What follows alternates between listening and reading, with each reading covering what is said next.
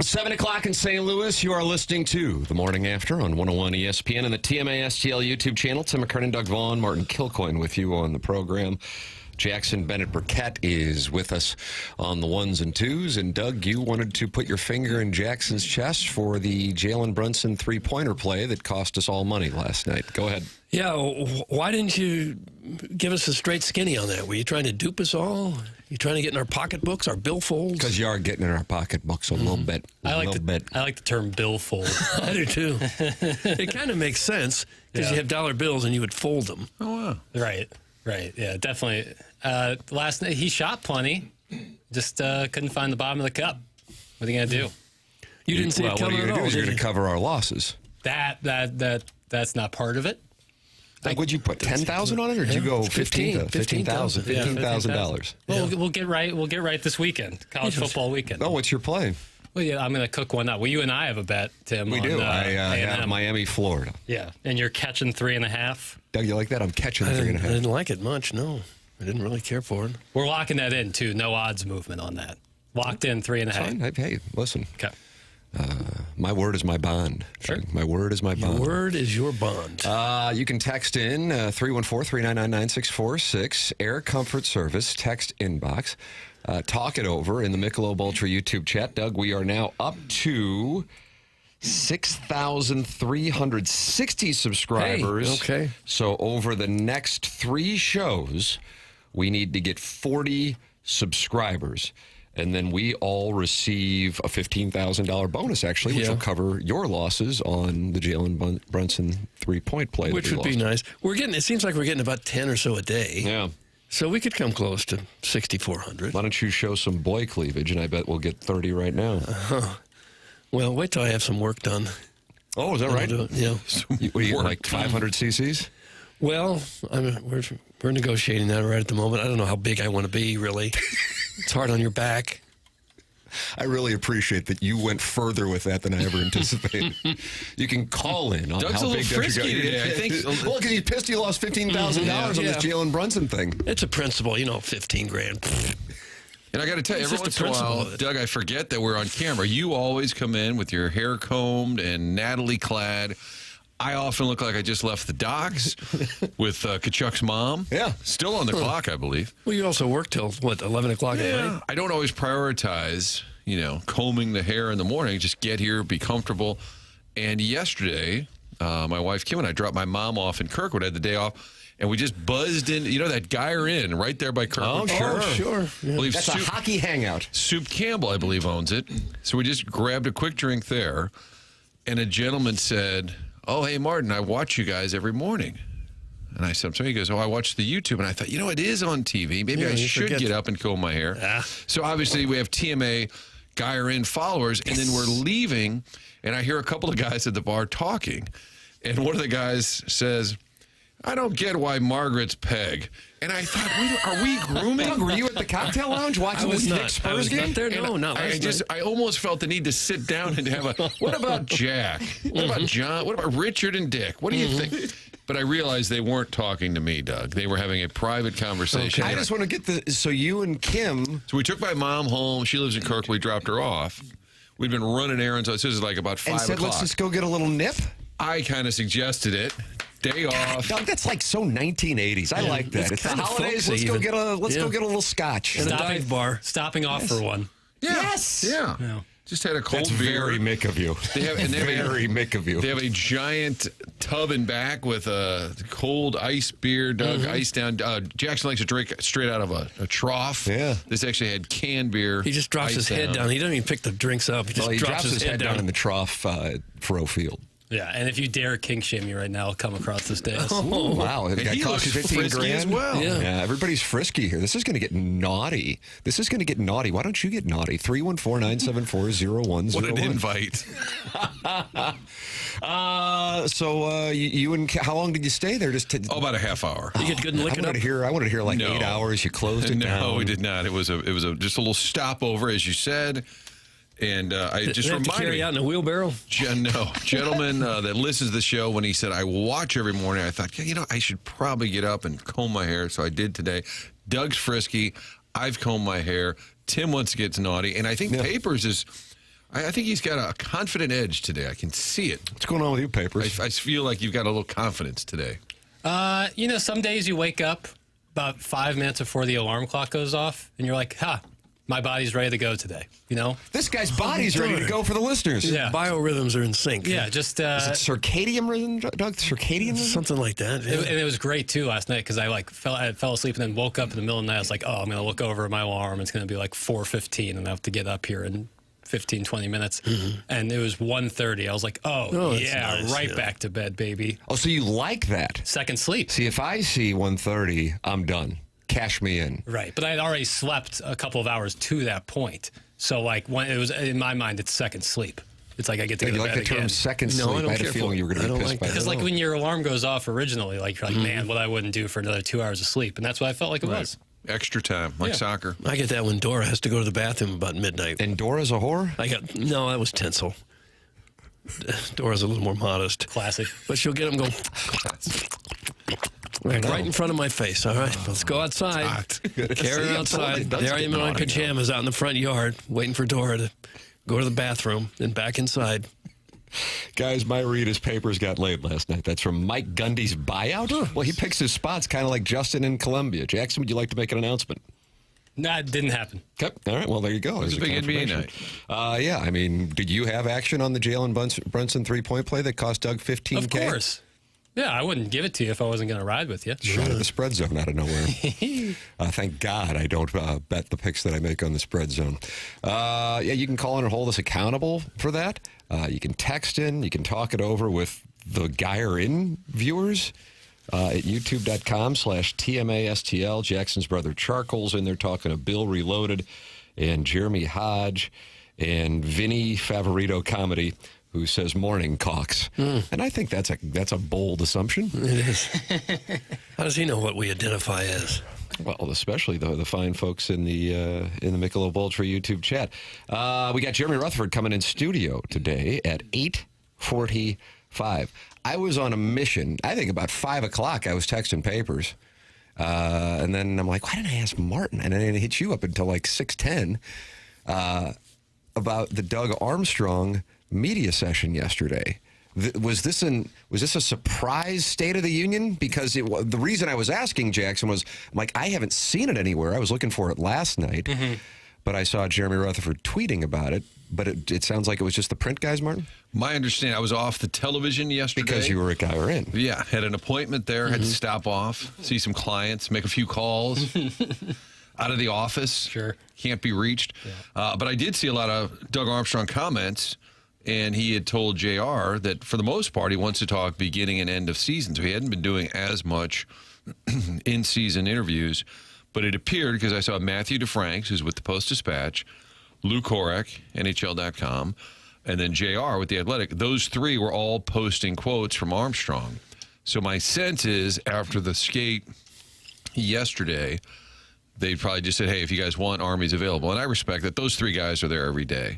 So I believe, and JR can confirm, that Army just talked to the three writers and just kind of gave them a quick update, state of the state. Cut. That's what it looked like to me. So therefore, no video, no Correct. audio. Now, Jeremy Rutherford's going to be in studio with us. I think it was a little informal as opposed to him at a microphone or a podium. But there was, Doug, a lot of meat on the burner. Meat on the bone. And this is what Doug Armstrong had to say, and you can read it in detail at theathletic.com, where Jeremy Rutherford wrote his column and will be in studio with us, brought to you by Mark Hanna of Evergreen Wealth Strategies, coming up at 8:45. When he was asked Tuesday about the Blues still being in the mix mathematically, as they were when they went on an incredible run after the Four Nations face-off last season, he answered the question practically. Yeah, I hope they go on a run. Doug, he third person it. Yeah. Not a lot of buy-in there. Right. I hope they go on a run. I hope a lot of things. It's like somebody asked me if I'm going to have a threesome when I go to Las Vegas. Like, yeah, I don't know. I hope so. But they don't seem to be interested. I hope they go on a run. I hope a lot of things. But hope is a bad strategy. The reality of our industry is, as a group, they've got to go on a run. So when the phone rings, I say no. Answering the phone and saying no is a reference to NHL teams calling the Blues and asking them about potential trades. That's what it's come to for the club, even 80 days out from the league's March 6th trade deadline. Quote, I'm not doing this thing to threaten anybody, but as former NFL coach Bill Parcells said, you are what you are. And right now we're 28th in winning percentage, so everything has to be considered and addressed. The way the league operates, when we were a highly functioning team, you would call teams that weren't highly functioning and say, what are you going to do? We're starting to field those calls that we don't want to field. I can't stop people from calling, and we're not doing our due diligence if we're not listening. So Doug Armstrong with a practical approach to the Blues' status in the NHL as of December 17th. I can understand how he doesn't want to be on the other end of those calls saying, you guys suck, who are you going to get rid of? But unfortunately, that is the reality at the moment, and I would think he'd be taking everybody's calls, and that this would be the perfect time to start shopping some people. Because some of your top players, your offensive players, they're going to be out a while longer. And you're likely just to get buried here and not be able to dig your way out of it, even with a spectacular second half. So I would think some of these veterans for sure would be on the trading block. I'd be stunned if they weren't. He had a line, though. He said you don't want to be selling 50 cents on the dollar. Like, everybody knows the Blues are not having a great year, so you don't want to just give guys away. But I would think at this point, tell me a name, Doug, and you say, untouchable, cannot be moved. Maybe a Snuggerud, young guy, maybe a Dvorsky, young guy. But for the most part, aren't you listening? I think Absolutely, you take the call and you say, what are you looking for and what's the offer? I think you have to consider all of it. So he said he's not ruling out a move in December. You've got the freeze that starts on December 19th that goes through the 27th, but he called that an artificial deadline. He did reference the Quinn Hughes move in going to Minnesota. He said, our job is to prepare for anything on any given day, but our job is also to understand the natural flow of the NHL and when things happen. I'm just going on the actuary table, but there are situations that could just take one phone call for something. So, JR writes, if the Blues are open for shop, who would they be willing to send packing? A few of the names rumored to be trade options, Schenn, Falk, Binnington, are players the Blues may have an incentive to move because they're in their early to mid-30s with term left on their contracts. Armstrong said he'd be willing to have discussions with those players, knowing that Schenn and Falk each have 15-team no-trade lists, and Binnington has a 14-team list. Armstrong said, I've done that in the past. You want a shared vision. I hope it doesn't get to that, but I'm hoping they hope. I don't call them and say, this is what we want. Are you okay with it? I would want to do what's right for them, by them, because whatever success I've had, big or small, it's off their backs. But I also want to make sure everyone is aware, too, that my loyalty is to the St. Louis Blues more than anything else. It's to the organization. It's to the fan base more than the owners or anyone else. My loyalty is to the Blues. I'm going to do whatever I think is right for the Blues. Yeah, none of that's surprising, I suppose, especially when he says one phone call could change it. That means, sure, we're open for business. But that's always the case, I think. I don't know what he could say right there that would really surprise you. He's not saying, no, we're not doing anything. And he's not saying, yes, we're going to clean house. Just kind of something in between. Specifically on Binnington, he said if it gets to a point where he's playing his best and we are not there, as in the mix, and he comes to me or we go to him, I understand. That's part of the business. I don't view Binnington any different than I view other guys that I've worked with for a long time. Our job is to listen to how other people view us and view them and respond to that. Now, if the Blues were to move them, what would Armstrong be looking for? Quote, we would like to add into that group of players that are neighbors, Holloways, Brobergs, Mayhews, Hofers. I'm not saying those are all core players, but there's an age group that you would like to add into. But to move anyone that could bring you a first-round pick, that's likely to a team that has playoff aspirations, and that's a pick, numbers 18 to 31, and historically that shows you guys click in the league 2 to 3 to 4 years later. Well, that doesn't do that group. I'm talking about a lot of good because then they'll be aged out. But that is an asset that you can use at a later date to get a player in that age group. So we have to be open to anything, meaning if it is the picks, then we'll take that pick and do something with it at the draft. our goal would be if we acquire things, they have a name attached to them now, not a draft pick number. So did he say he needed to make hockey trades, Doug? Gosh, I hope he Sounds think kinda that like that's hockey unnecessary. Hockey trades almost. They're kind of stuck in between. He's right. If you get somebody that's a 20th pick, 23rd pick, you're not going to get an impact likely for a couple of years.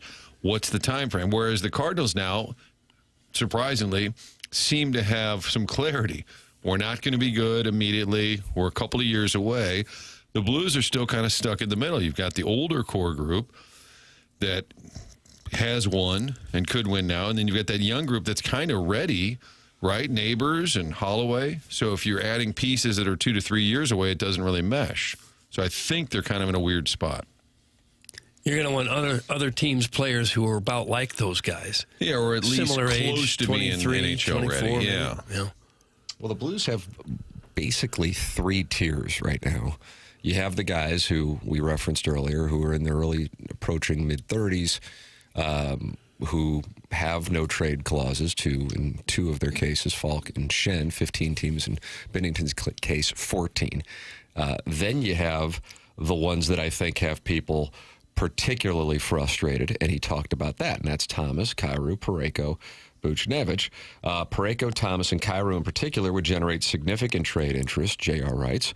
Moving them would significantly shake up the team's roster, which Armstrong may deem necessary if he doesn't believe the departure of the aging veterans will cure what ails the Blues. Quote from Armstrong, there's really no untouchables.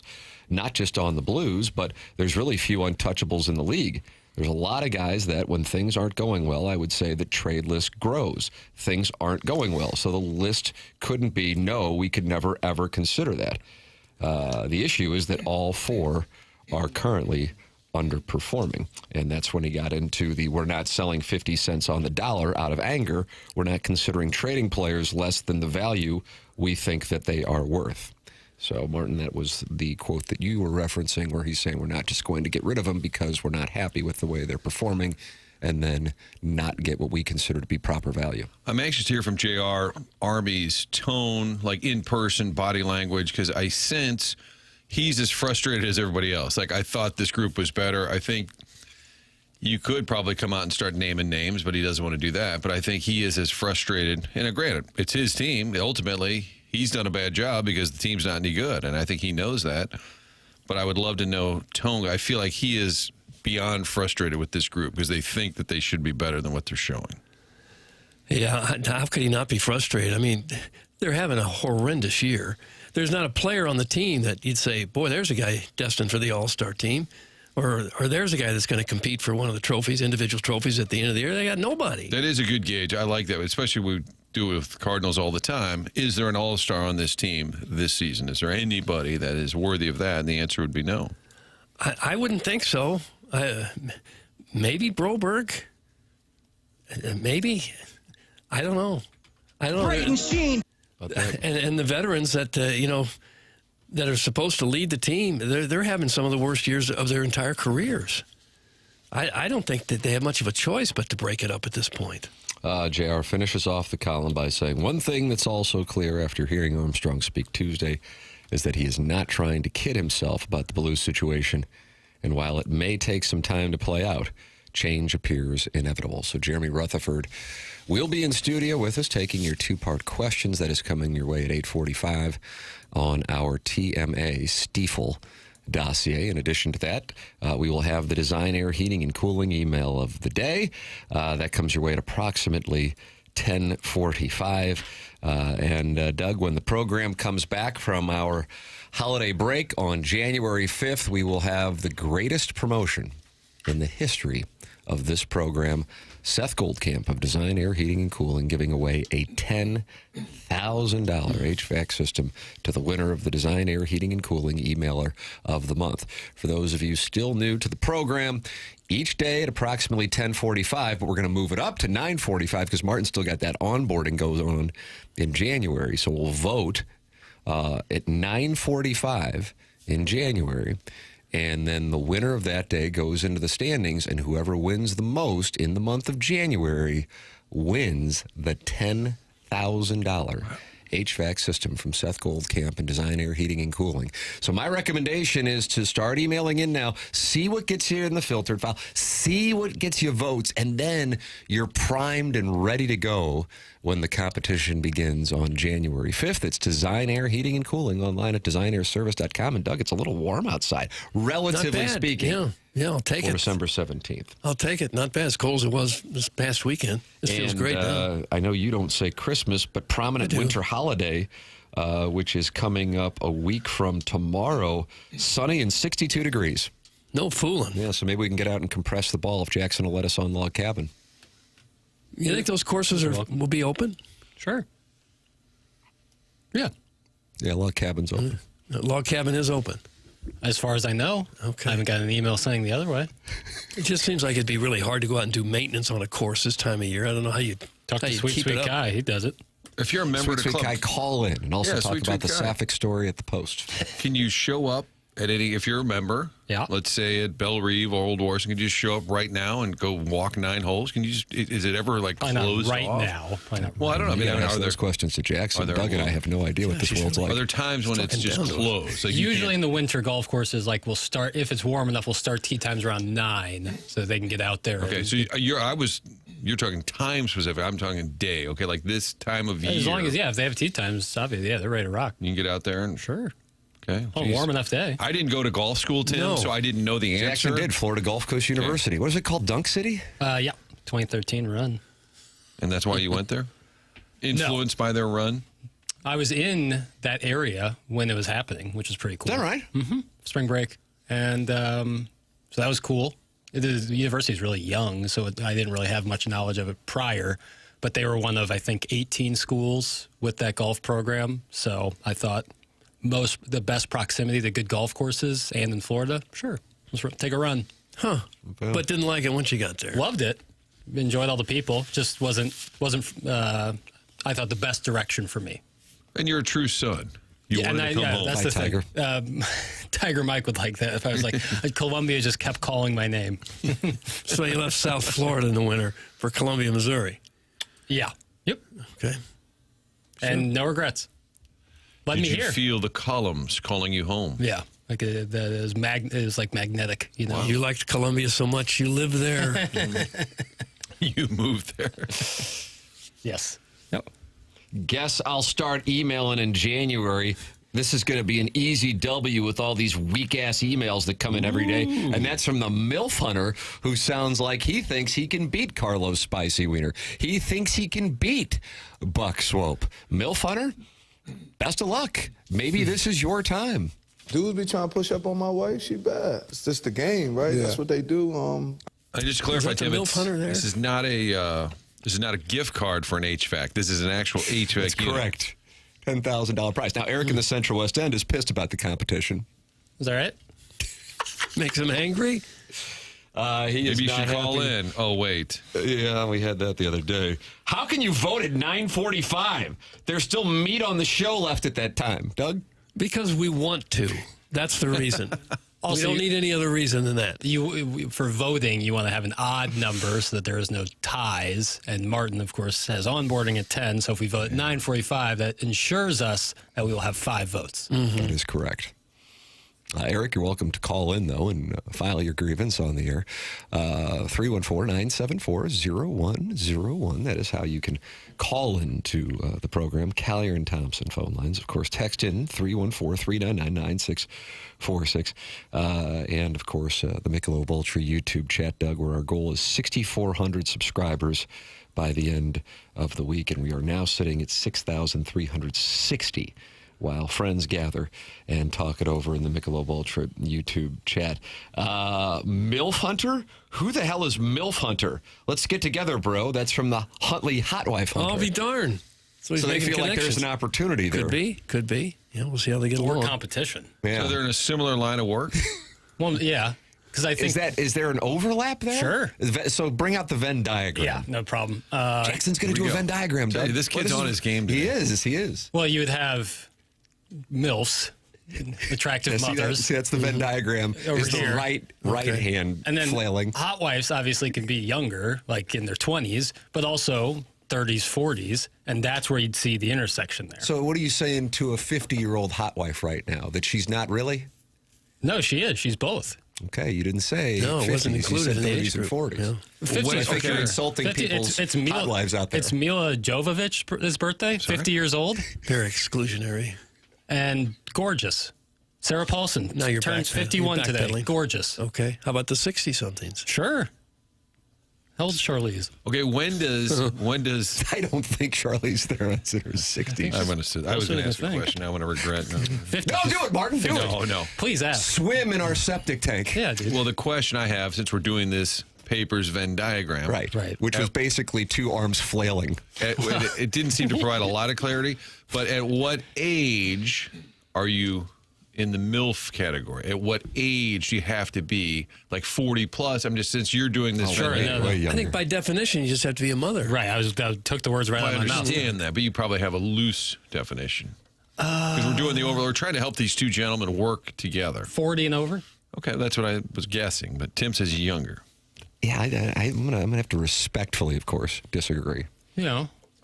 I mean, I'd hear arguments for in the 30s, mid-30s. I think a MILF just has to be a mother, because as you get older, then you could be a cougar. You could be a cougar and not a MILF, right? Now we got a new Venn diagram. Yeah. Jackson, bring out your sketches. And All right, we will be This at. is starting to turn into- guys, we'll be at Brio at 4:30. Ooh, nice. The whole Good gang place here. to kick it around. Yeah, we would like everyone in this industry to stop by, and we'll workshop it. Yeah. This is starting to turn into like his Die Hard Christmas movie, and I'm now getting lost. Eric of the Central West End, who's not happy that the Design Air Heating and Cooling email of the day will be giving away a $10,000 HVAC system because the competition will be at 9:45 as opposed to 10:45, is now not happy that Jackson is attracted to Charlize Theron.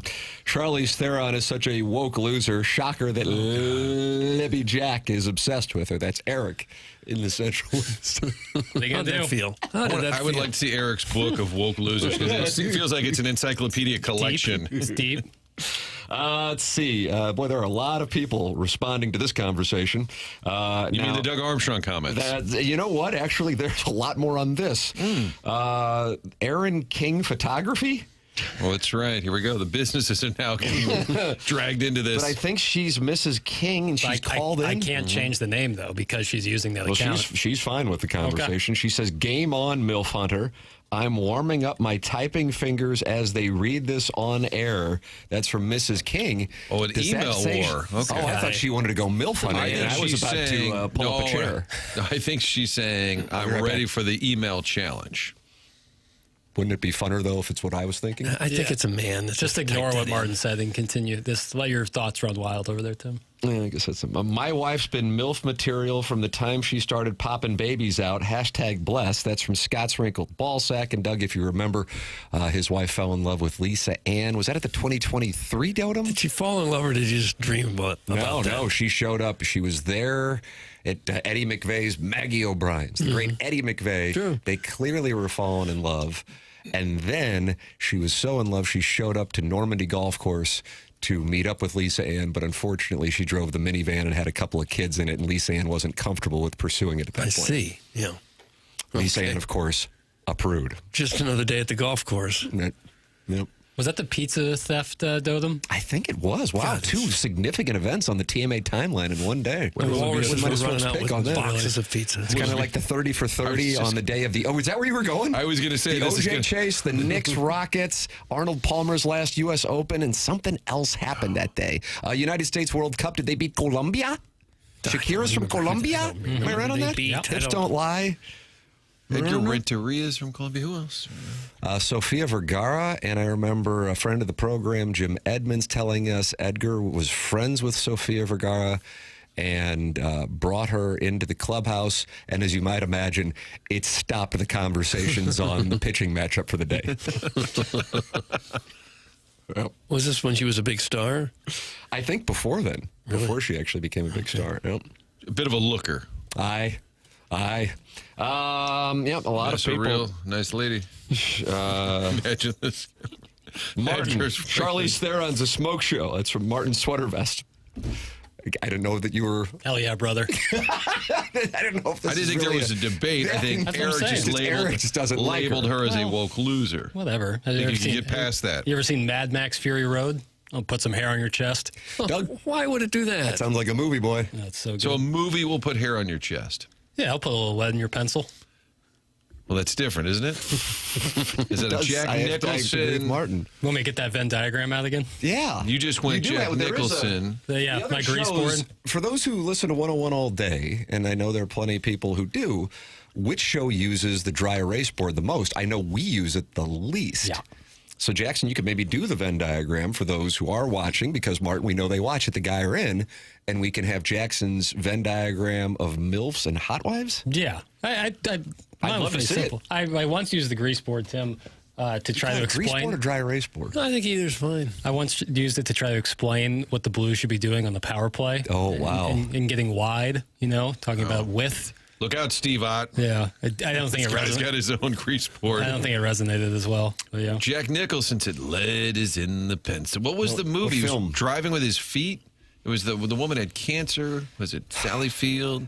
Well, it's a famous Jack Nicholson movie. Come on. As good as it gets? No, prior to that. Helen Hunt. No, there was prior to Terms of Kinnear? endearment. Terms of endearment. Thank you. Best picture? Doug, best Thank picture? you, Chairman. I think it was. I believe as he's driving the car on the beach with his feet, I believe that's when he said, "Lead is in the pencil," I like that. which you just quoted. Yeah. Doesn't sound like Papers is familiar. Doesn't know Never what he seen quoted. it. Never seen it. Well, you used the quote. I didn't mean to.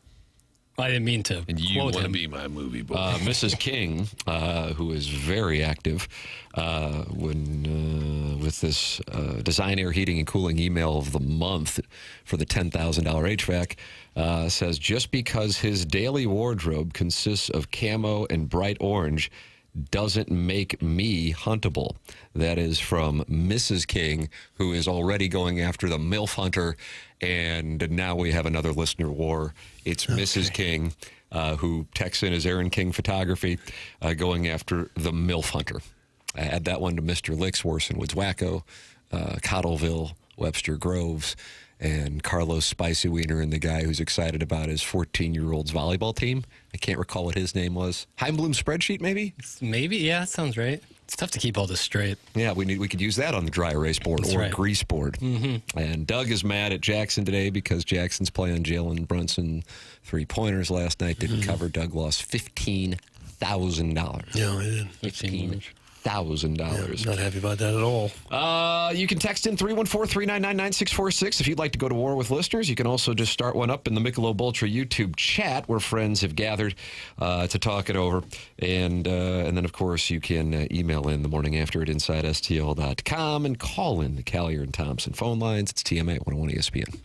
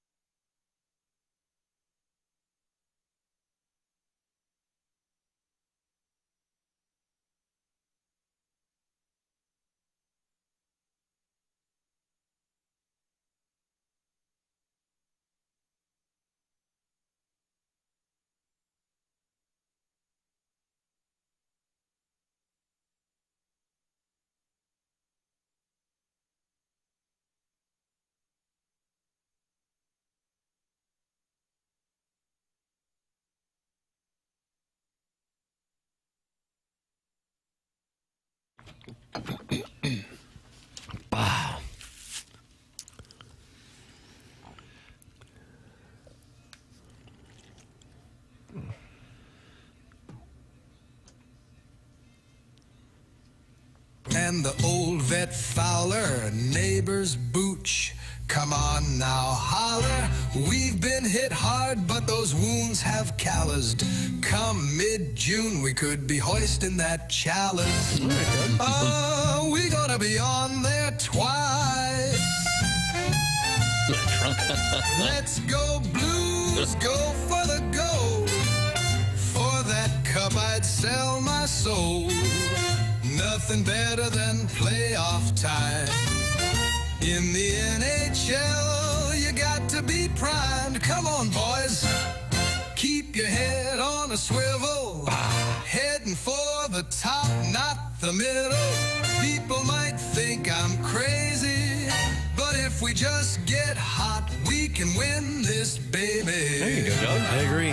Playoff odds, Papers. What do we got? What are the latest? Yeah, money puck. To get into the postseason and then to win actual chalice. What are those numbers available to the betting public, especially Blues fans who just want to have a little glimmer of hope? Okay, the Blues have fallen. Oh, no. I believe the last time we looked, the odds for them making the playoffs is in the 20s. They have now fallen to the last pole position, 5.8%. That's a full 4% less than the next least odds. That would be Vancouver Canucks. Chance to win the cup, though, 0.1%. Okay. 0.1. So you're saying there's a chance. Right. And in fairness to that, the highest is the Avalanche at 10.9%. So, thin margin. Colorado's 24-2-7. They have a 99.98% chance to make the playoffs. Yeah. Well, Winnipeg's in town. The March begins tonight. Yep. WPG. Then we got the Rangers tomorrow, a little back-to-back at home. All you can do is go out there and win that next game, okay? Right here on your home of the Blues, Tim. Just want you to know there's always a chance. ESPN. Now, yeah, Blues Jets pregame, 6 p.m. here on 101 ESPN. Puck drop, 7 p.m. Jeremy Rutherford in studio fielding your two-part questions.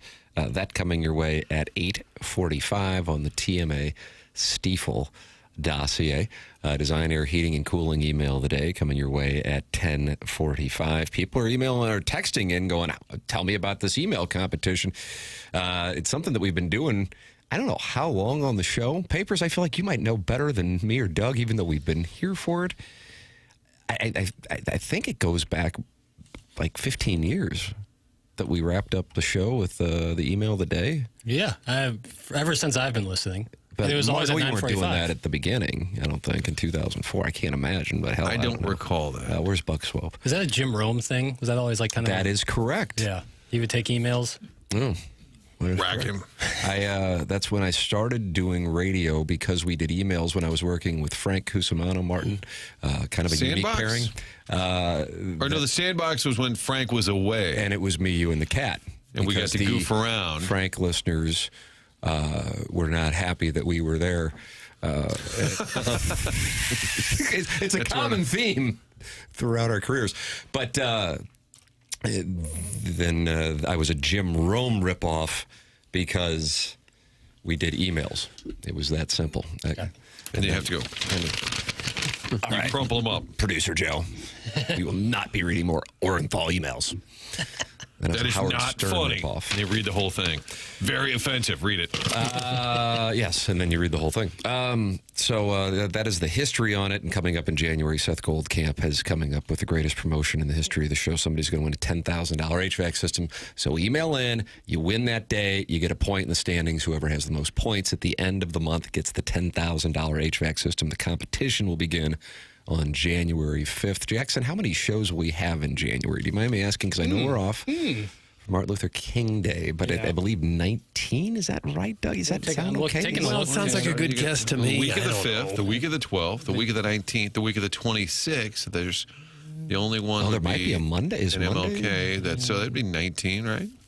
Papers has it for us right now. Yes, 19 is the number. There you go. Okay. 19 opportunities. Wow, producer Joe, listening to the program, has a landing Call in, strip. Joe. Yeah, 314-974-0101. Producer Joe calling. What a treat it would be, Doug. He's going to text me. Well, Martin, I have things to do. Okay. He says, we absolutely had email of the day from the jump. Wow. God, how about that? Producer Joe hasn't worked on the show in 12, almost 13 years, and he knows more about the show than those of us doing the show. Well, his mind is not clogged with all the useless drivel that we talk about every day. You talk Got about not something to do with it. classically trained. We met Joe. I'm like, oh, what have you been doing? Is it cutting lawns? Right. Oh, okay. Where? In Atlanta. The That's a good- natural that's a- move that's a is to good leave. foundation. Well, you cut lawns in Atlanta, then you produce morning radio in St. Louis. What it says is you can do just about anything and be prepared for this job. Oh! There's somebody in Syracuse right now at the Newhouse School of Journalism who wants this gig. Well, he's a boob. He's on a Zoom making a right now mistake. with Ian Eagle, learning about the industry. And he's hearing that you could go from cutting lawns in Atlanta to producing in St. Sure, you Louis. could. The Devil's Crotch has a prop bet for us. What happens first? The Avalanche clinch a playoff berth, or the Blues are eliminated from the playoffs? Doug, that's from the Devil's Crotch in the Michelob Ultra YouTube chat, the TMA STL YouTube channel. The way it's going now, I'd say Avalanche clinch. Yeah, that's a record-setting like pace they got going over Yeah. there. If they were better in overtime, it'd just be ungodly what they're doing. Chairman Kurt, can you get me odds if I were to parlay the Thunder to win the NBA Finals and the Avalanche to win the Stanley Cup Finals? If I made two futures bets, what would that pay? Because both are otherworldly to date, still first half of the season, but otherworldly. Golden State Warriors-esque papers? Currently, they're on that pace. And when have we seen anything like this in the NHL? I know I'm crowdsourcing very aggressively. Boston had the best record ever just a couple years ago. Would that right? be it? Probably. I feel like this is a greater pace than that, but hell, I don't know. Guys, do you have the Mount Rushmore of landscapers turned radio producers turned parking lot attendants at your disposal? That's from Bob Lucier or Lucier? Lucier? Let's say Lucier. It's a little flashier. He is one of the 220 people in the Michelob Ultra YouTube chat. And you can also text in to the program, 314-399-9646. And if you are a former landscaper turned sports talk radio producer, call in the Callier and Thompson phone lines, 314-974-0101. Guys, it's highly likely you could grab a seventh grader from any local middle school and they could hit the drops button more often than the peach basket lover does. Come on. That's from Steven Time, and he just took a shot. Let's go, papers. You want Flacco? You want some? Normally save for Harrison's brother. Wait, paper, just come on. Feed the beast a little Hit bit. somebody with a I stun kind of want to gun. hear the odds here first on Okay. this. Oh. So what do we got? Well, I'm putting $100 down, Chairman Kurt. What am I receiving if the Thunder and the Avalanche win their respective leagues? You'll get that at plus 845. I'm going to be honest with you. I think that's worth a play. I'm going to be honest with you. I think that's worth a play. I I make lost too picks, much last you make night money. to make any more plays. The 15K? I'll settle down here for a day or two. Guys, the Bruins had 65 wins and 135 points, and then Jim Montgomery was summarily dismissed. Guy doesn't know what he's doing. And like a year or two later, he couldn't win a game. Tim, add in Ohio State national championship to that parlay. That's from the Panda. All right, Chairman Kurt, let's see. That's probably not the team I would pick, but let's do it because that's what the Panda is requesting. So now we've got the Thunder winning the NBA, we've got the Avs winning the Stanley Cup, and the Ohio State Buckeyes winning the college football playoff national championship. $100 played, $845. If the Thunder and Avs win, we add Ohio State to it. Doug, what do you think that's going to get us to? I think it's going to get us to 2,500. Really that much? Yeah. Oh. I'll say a little less. I'll say 2,400, 900. No, yeah. 2,400 and 900. That didn't come out I right. don't like round numbers. 2,400. Essentially plus 2,900. Oh, It's a win. It's a win. okay. Wonder what the cash out would look like if Ohio State were to win. Probably not much. I don't understand what you're asking, sir. So sometimes when I you see have like what you're three saying. futures and one hits, the cash out gets a little juicy, and then if two hits, it gets real juicy, especially if the team is still dominating. You want to throw a different college football champion on there, Tim? Sure, Texas Tech. For heaven's sakes. Wow, that's going to pay crazy. Plus 8,405. Oh, Doug, maybe we should get together and do one. plus 84. What about a college basketball? Papers, I'll yield to Zona. you. And then do the Billikens. Arizona would be. You don't like Juwan Howard's bunch? Jawan Howard. No. I like Who'd you say? Wildcats. Arizona. Yeah. I've assumed they're the betting favorite. Maybe Michigan. Now we're looking at plus 93,000. Really? Now add the Billikens for heaven's and sakes. replace Arizona. So, Doug, it's the Oklahoma City Thunder, the Colorado Avalanche, Texas Tech to win the college football playoff, All right. and the St. Louis University Billikens to shock the world and win the NCAA tournament. That's going to ratchet it up considerably because they're not even ranked at the moment. Ranked 28th in the NCAA net rankings, though. Right behind Jackson's Kentucky Wildcats at 27. They stink. The Billikens? No. Jeez. Kentucky. Take that back. Kentucky stinks. Okay. Tennessee got a win. Somebody was texting in yesterday saying maybe. Tennessee would be a good play over Louisville. I don't know who it was, but tip of the cap to whoever it was. I do remember reading that text. Yep. The only I recognize bets that are placed before the outcome is revealed. You can take those tickets, turn those sideways, and then shove them wherever you would like. No. emphatic win for the Volunteers. 21 points. Sent a message. Somebody was a sharp on that one. What do we got if the Billikens win it? I'm looking. Keep vamping. All right, well, I'm going to talk about Dr. Brandon Pryor then. This puzzle. The man saved my teeth. The man saved my teeth. I went and saw Dr. Brandon Pryor at 100 West Dental on Friday. Been having a toothache like the Dickens. Just pissing and moaning in here every day. And he said, here's what's going on. Here's why it's going on. Cavity? No. I had when you were a young tyke in the 1990s, I think they just put silver and gold in cavities. Is that what it was? Right? Watch this. Silver and gold. So Burl Ives was a dentist? Yeah, DDS. Yep.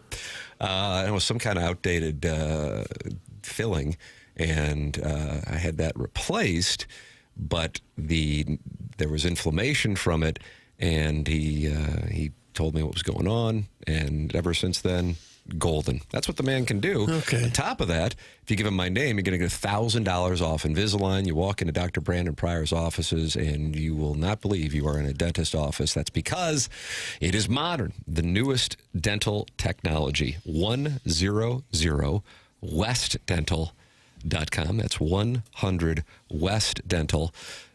Dr. Brandon Pryor, longtime TMA sponsor, and I was just in there on Friday, and then we rolled over to Martin's Place, the Villaggio, and had ourselves just a little nip. That's what we're doing. We're going to Kirkwood area bars and drinking in the afternoons on this show. Get yourself to bed about 7:30, 8 o'clock. Yeah, combine that with some pills, and you're Marilyn Monroe in it. It's wonderful. You smoking cigars while you're drinking all afternoon?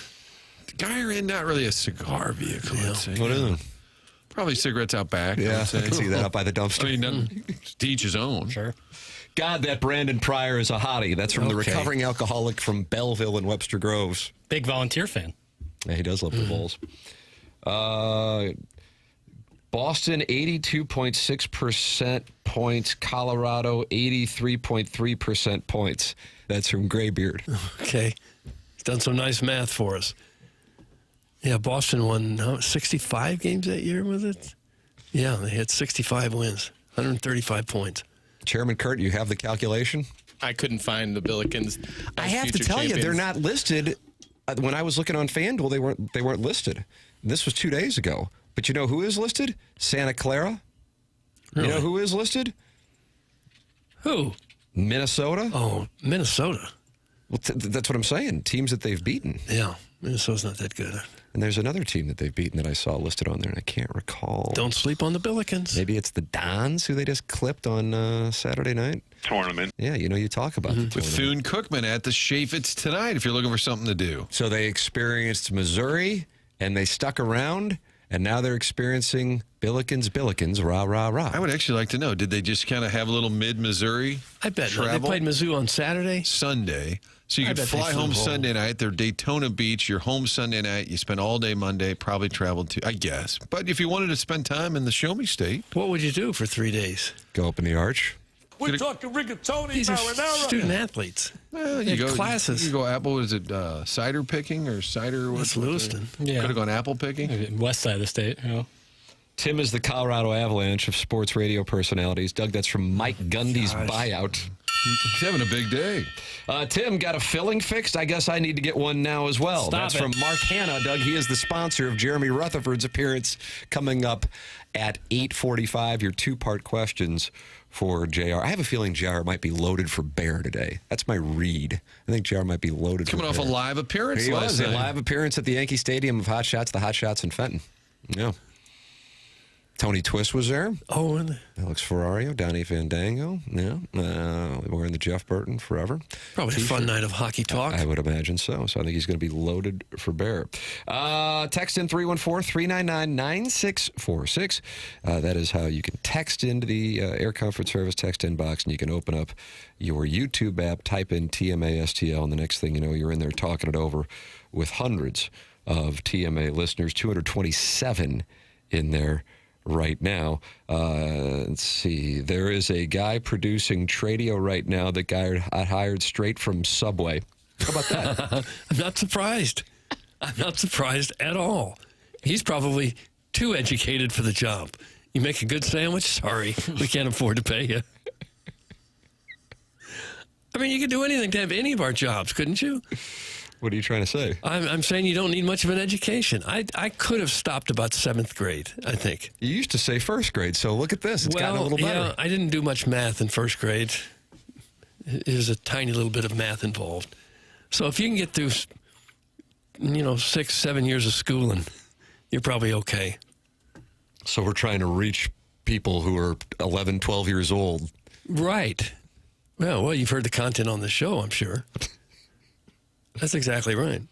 I feel like we're due for a Fenton Bar and Grill promo. That's from Bourbon Bob. He wants us to do a show from Fenton Bar and Grill. Oh, that'd be fun. I'd be up for that. Chuck was texting me yesterday, and I can't recall what he was texting about. Oh, he wanted to, I guess he wanted to extend. He was talking about getting a sales rep's number. Yeah, Fenton Bar and Grill, wingy. I would highly recommend. And those trash tendies. Oh, dog. Seasoned fries, if you please. How much education is needed to calculate the Vaughn index? That's from Bourbon Bob in the Michelob Ultra YouTube chat. That's the one thing that did require quite a bit. So maybe I was wrong on that. I underestimated my education. It takes a lot of math. It does. But I have a calculator on my phone, and I'm able to do it, and it's usually accurate. Good math, Doug. There, nickel. Run it on the Blues real quick here. What are they? Goal differential now minus 37. And Holloway's out 6 weeks with the ankle. So it's a 31 Vaughn index on the Blues right now. What's their point total? Not good. I haven't checked. Let's see. 31. Okay, so that would be right. It's just how accurate this thing is. So tonight they play Winnipeg, Doug. Where are they in the Vaughn Index? Oh, Winnipeg. Let's see. They are 7-8-1 away from home. And regulation wins, they've got 13. They'd be a 32, so they're slightly ahead of the Blues. Is that where they are on the standings? I haven't looked. Yeah. Okay. To have a radio job and is fun and easy as it is, and with AI now, why would you have to go to school at all to do radio? That's from Marshy's Hat Collection, and I would tell Marshy's Hat Collection he could ask that question 25 years ago, just reduce the prepositional phrase of with AI. Uh-huh. The answer is you don't. You can cut grass or make sandwiches at Subway, and you're good to go. That's if you even needed those training jobs. For the love of God, someone give that poor pale one some blinds. I mean, what the hell is going on here? That's from Big Tuft, who is noticing that Jackson is starting to form a solar eclipse on the YouTube. In the break, we'll draw the blinds. So they fixed him? No. Did you hear that? There was a sound. Yeah, It's better. sounded like they did, It's but then better. Chairman Kurt was able to kind of manually twist some of them so that it's a little bit better. But We they're- should probably they're get old you blinds. some. We should get you some sunblock for Christmas. Just for the trust me, right side got of your, plenty. right side of your I face. stock up. That's not a problem. Tim, you're right. The Billikens are not on FanDuel to win the national championship, but they are plus 195 to win the A10. That is easy money. That's from the 314. That has been dropping substantially. I feel like 2 weeks ago it was plus 250. Yep. People are starting to get hip to what's going on down there at Chaffetz Arena. We need to have friend of the program / co-host Josh Schertz on sometime in the How about near tomorrow? future. I think producer Joe is going to call us here because I wow. asked him to call in, and he said only. He always has terms. He likes to negotiate only if I can plug the Easy Pass, which is the term last time. I mean, that's Yola. And then What's up with these Italian callers? Italian Joe I sent him Paluzzi. the number, and he said, "You call me." What is I it? have his number. All right, we're calling producer Joe. Also, I have leverage. I have a really embarrassing story to share. Is this from the guy who in yesterday around 5 p.m.? No, it is not. First of all, Matt Poling wants to know if we've discussed the new coach yet. That's from City SC. Doug, you wanted to talk about it earlier, the new gaffer. Yeah, I did. The good news is, Poling, we actually covered it yesterday. Yeah. We're ahead of the news. I got a text from Poling that has to do with our cocktail party on Friday night, but I don't think that's for air. Okay, so Palooza, we're calling him. Matt Poling, your soccer coach has been discussed. But yesterday on the program, we played the clip of Greg Warren, who was on The Tonight Show. Right. And he has a great funny bit about fishing, high school fishing team. And on The Tonight Show, he referenced Cam, Hayes, and Martin.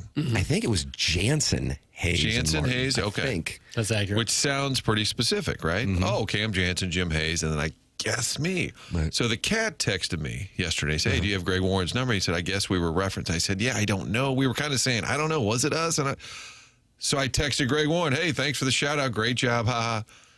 He wrote me back and he said, "Actually, they were all Mizzou teammates of mine, but sure, you too, Martin." Oh, no. So now we've got a situation. So the Well, next why time were we under the impression that it was a shout out? How did that I know come to Iggy fruit? tweeted it yesterday. I still And think then it, I and then still think it is. You And think then he a could have been text- kidding you with Yes. the text? You think I'm getting worked Yeah. back? So you think he just four-bet you? Yeah. Interesting. Jackson, that's what you think? 100%. Pretty So I- unlikely so that I said, you would wow, have this had is- college teammates with those same names. Yeah. Jansen, Hayes, and Martin. I just said, wow, this is embarrassing. So I don't know where it sits. Next time we have Warren, can you guys, I won't bring it up. yeah. It's a little uncomfortable now. Thought I was telling all my friends. Hey, Yeah, I was on the Tonight Show. I was on the Tonight Show the other night. You were. And it was an Easter egg? Yes. I think it's a if you know kind of joke. Well, at least that part of the joke. And I thought it was great. Sharon and Clayton is getting frustrated with Jackson and the blinds. JHC? I don't know what that means. Jesus H. Christ. Oh, is that right? What was his middle name? Hal? Doug? I think it was Harold.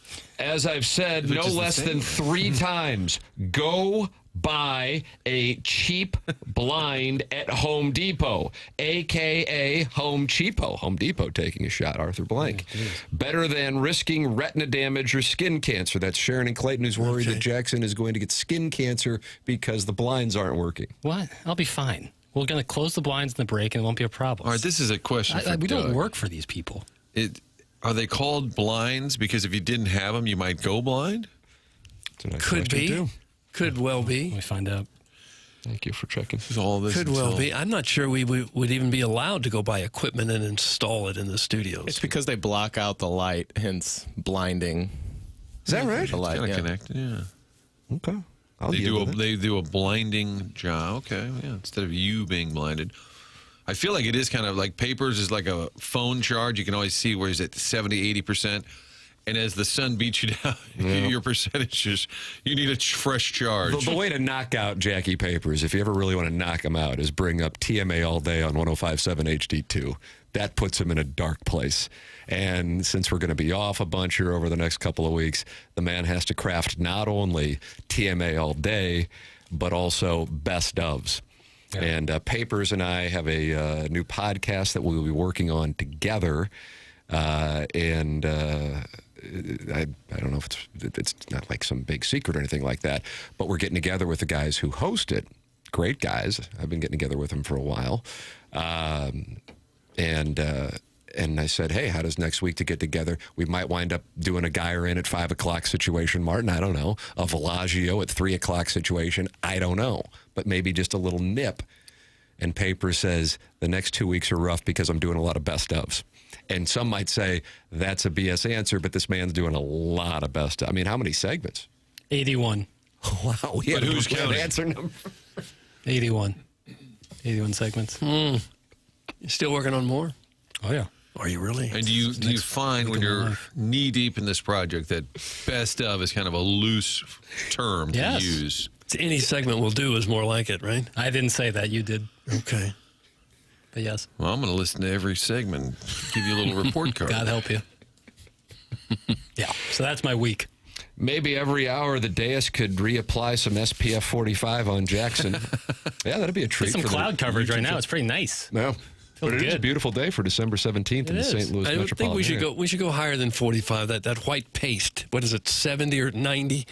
So you got the white gunk. Trust me, I have weapons grade sunscreen at home. I'm not concerned. Guys, Guyer has 3 parking spots. That's from the Dogtown Dumper Pumper. Yeah, you got to park. Yeah, we on got there Guyer. yesterday, and we were one of 3 cars fitting in the lot. But sometimes, like that Stag Bar in Sauget back in the day, there's a guy out there barbecuing during the day, and I'll drive by there with my family, and I'll be like, I can't do the 3 a.m. at the Stag Bar anymore, but I can do 3 p.m. in Kirkwood. You think that's an ode to the Marlin spring training? Might be. Kind of launched their season. Might be. Yeah, I don't know if people park around the neighborhood. They park on the street and across the street at Kirkwood Park. I guess. Little Uber ride. Mount Rushmore of toughest parking situations in the St. Louis County area. Brentwood Promenade all day. West County Mall during the holidays all good. day. You can't get out. You're Weren't there horror trapped. stories last week? People were stuck for Yeah. hours? It's like a Roach Motel. You can check in, but you cannot check out. I think you could consider abandoning your car if you're stuck for 3 hours. Yeah, I've heard people stuck like at least 2 hours. Jackson, what are the chances of one of your best of segments, including talking about one of our local teams actually winning? That's from Da Big Old Bub. Well, most of the segments from this year, so needle in a haystack kind of situation. Best St. Louis sports moment of 2025. I ask it sincerely. When you originally asked that question a week or 2 ago, that will be part of the best ofs. Oh, is that right? Yeah, it's disheartening. God, it's hard to come up with anything right off the top of your head. Cardinals didn't really have a moment. Yeah, I didn't even. They weren't. Blues Part haven't of the had board meeting. a I moment think the yet. Blues surged, but I don't know how you define that winning streak there to get in. That had everybody excited and buzzing about a local team. Mizzou made the tournament, but that Drake thing just always looked to be problematic. It'd probably be a Mizzou win. You guys were saying the Florida win. Florida one was great. Or Alabama at home. What about- Basketball, obviously, Yeah. not football. It may have been the Alabama overtime win. That was pretty great. Mizzou beat Kansas in football, guys. Huh? Huh? Here we go. Fun game. Huh? Thought something was special. Guys, what about Herrera's 3-home run game? That's from that Conti's Dave? Cuck Stash. It was like a day game during the raining season, which is par for the course. It was early. Yeah. So the Pozo at Wrigley. Guys, there was nothing better than being hammered at 3 a.m., waiting for your taxi and grabbing a nice 1,000-calorie barbecue brat. It's from Josh Bob Bill, who shares a building with Keisha Gray in Tampa. Okay. TMA at spring training was the highlight of the sports year. How about that? It's hard to Well, it believe might have that's been for almost us. a year ago. Yeah. Dang. I was booking flights last night. Are we going back? I'm pretty certain. Otherwise, I guess I'll be canceling the flights. You can email in the morning after at InsideSTL.com. Design, air, heating, and cooling email today coming up at 10:45. Jeremy Rutherford coming up at 8:45, taking your 2-part questions. The program is called The Morning After. It is presented to you by Brown and Crouppen on 101 ESPN and on the TMA STL YouTube channel.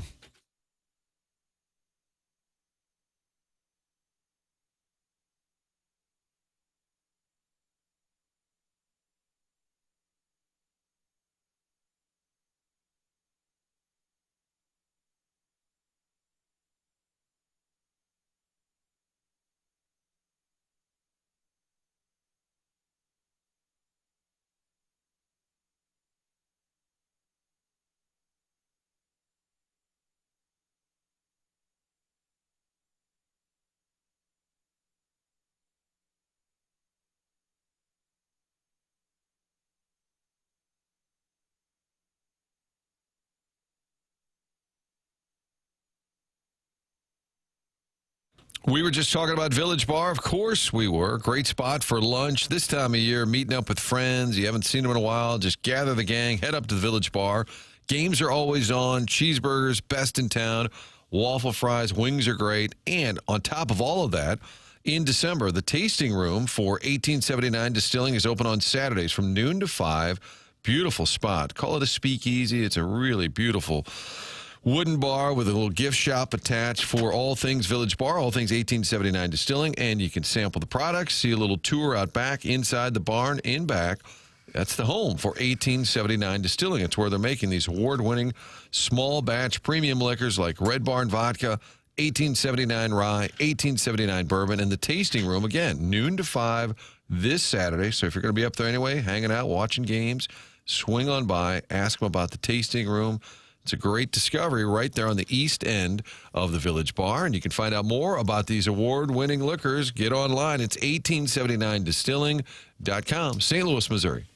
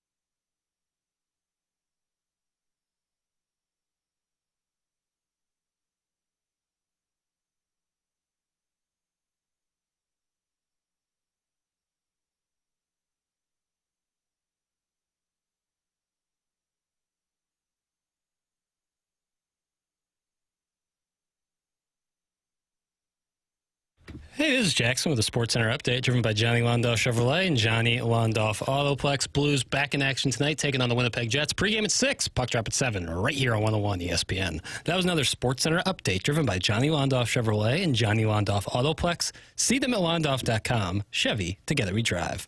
Are you kidding me?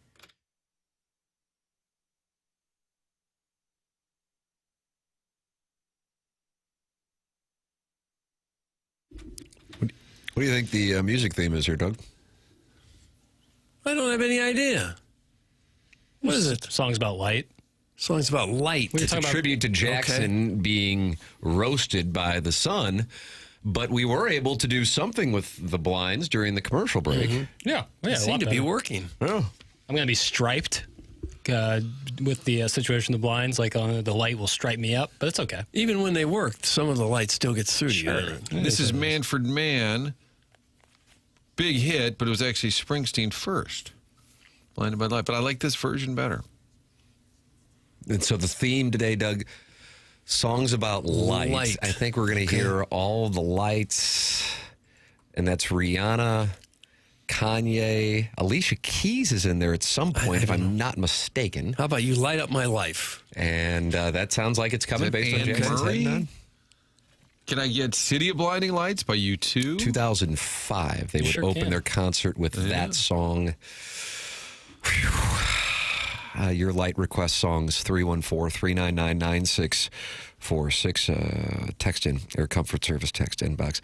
Talk it over in the Michelob Ultra YouTube chat where friends have gathered. 232 are in there.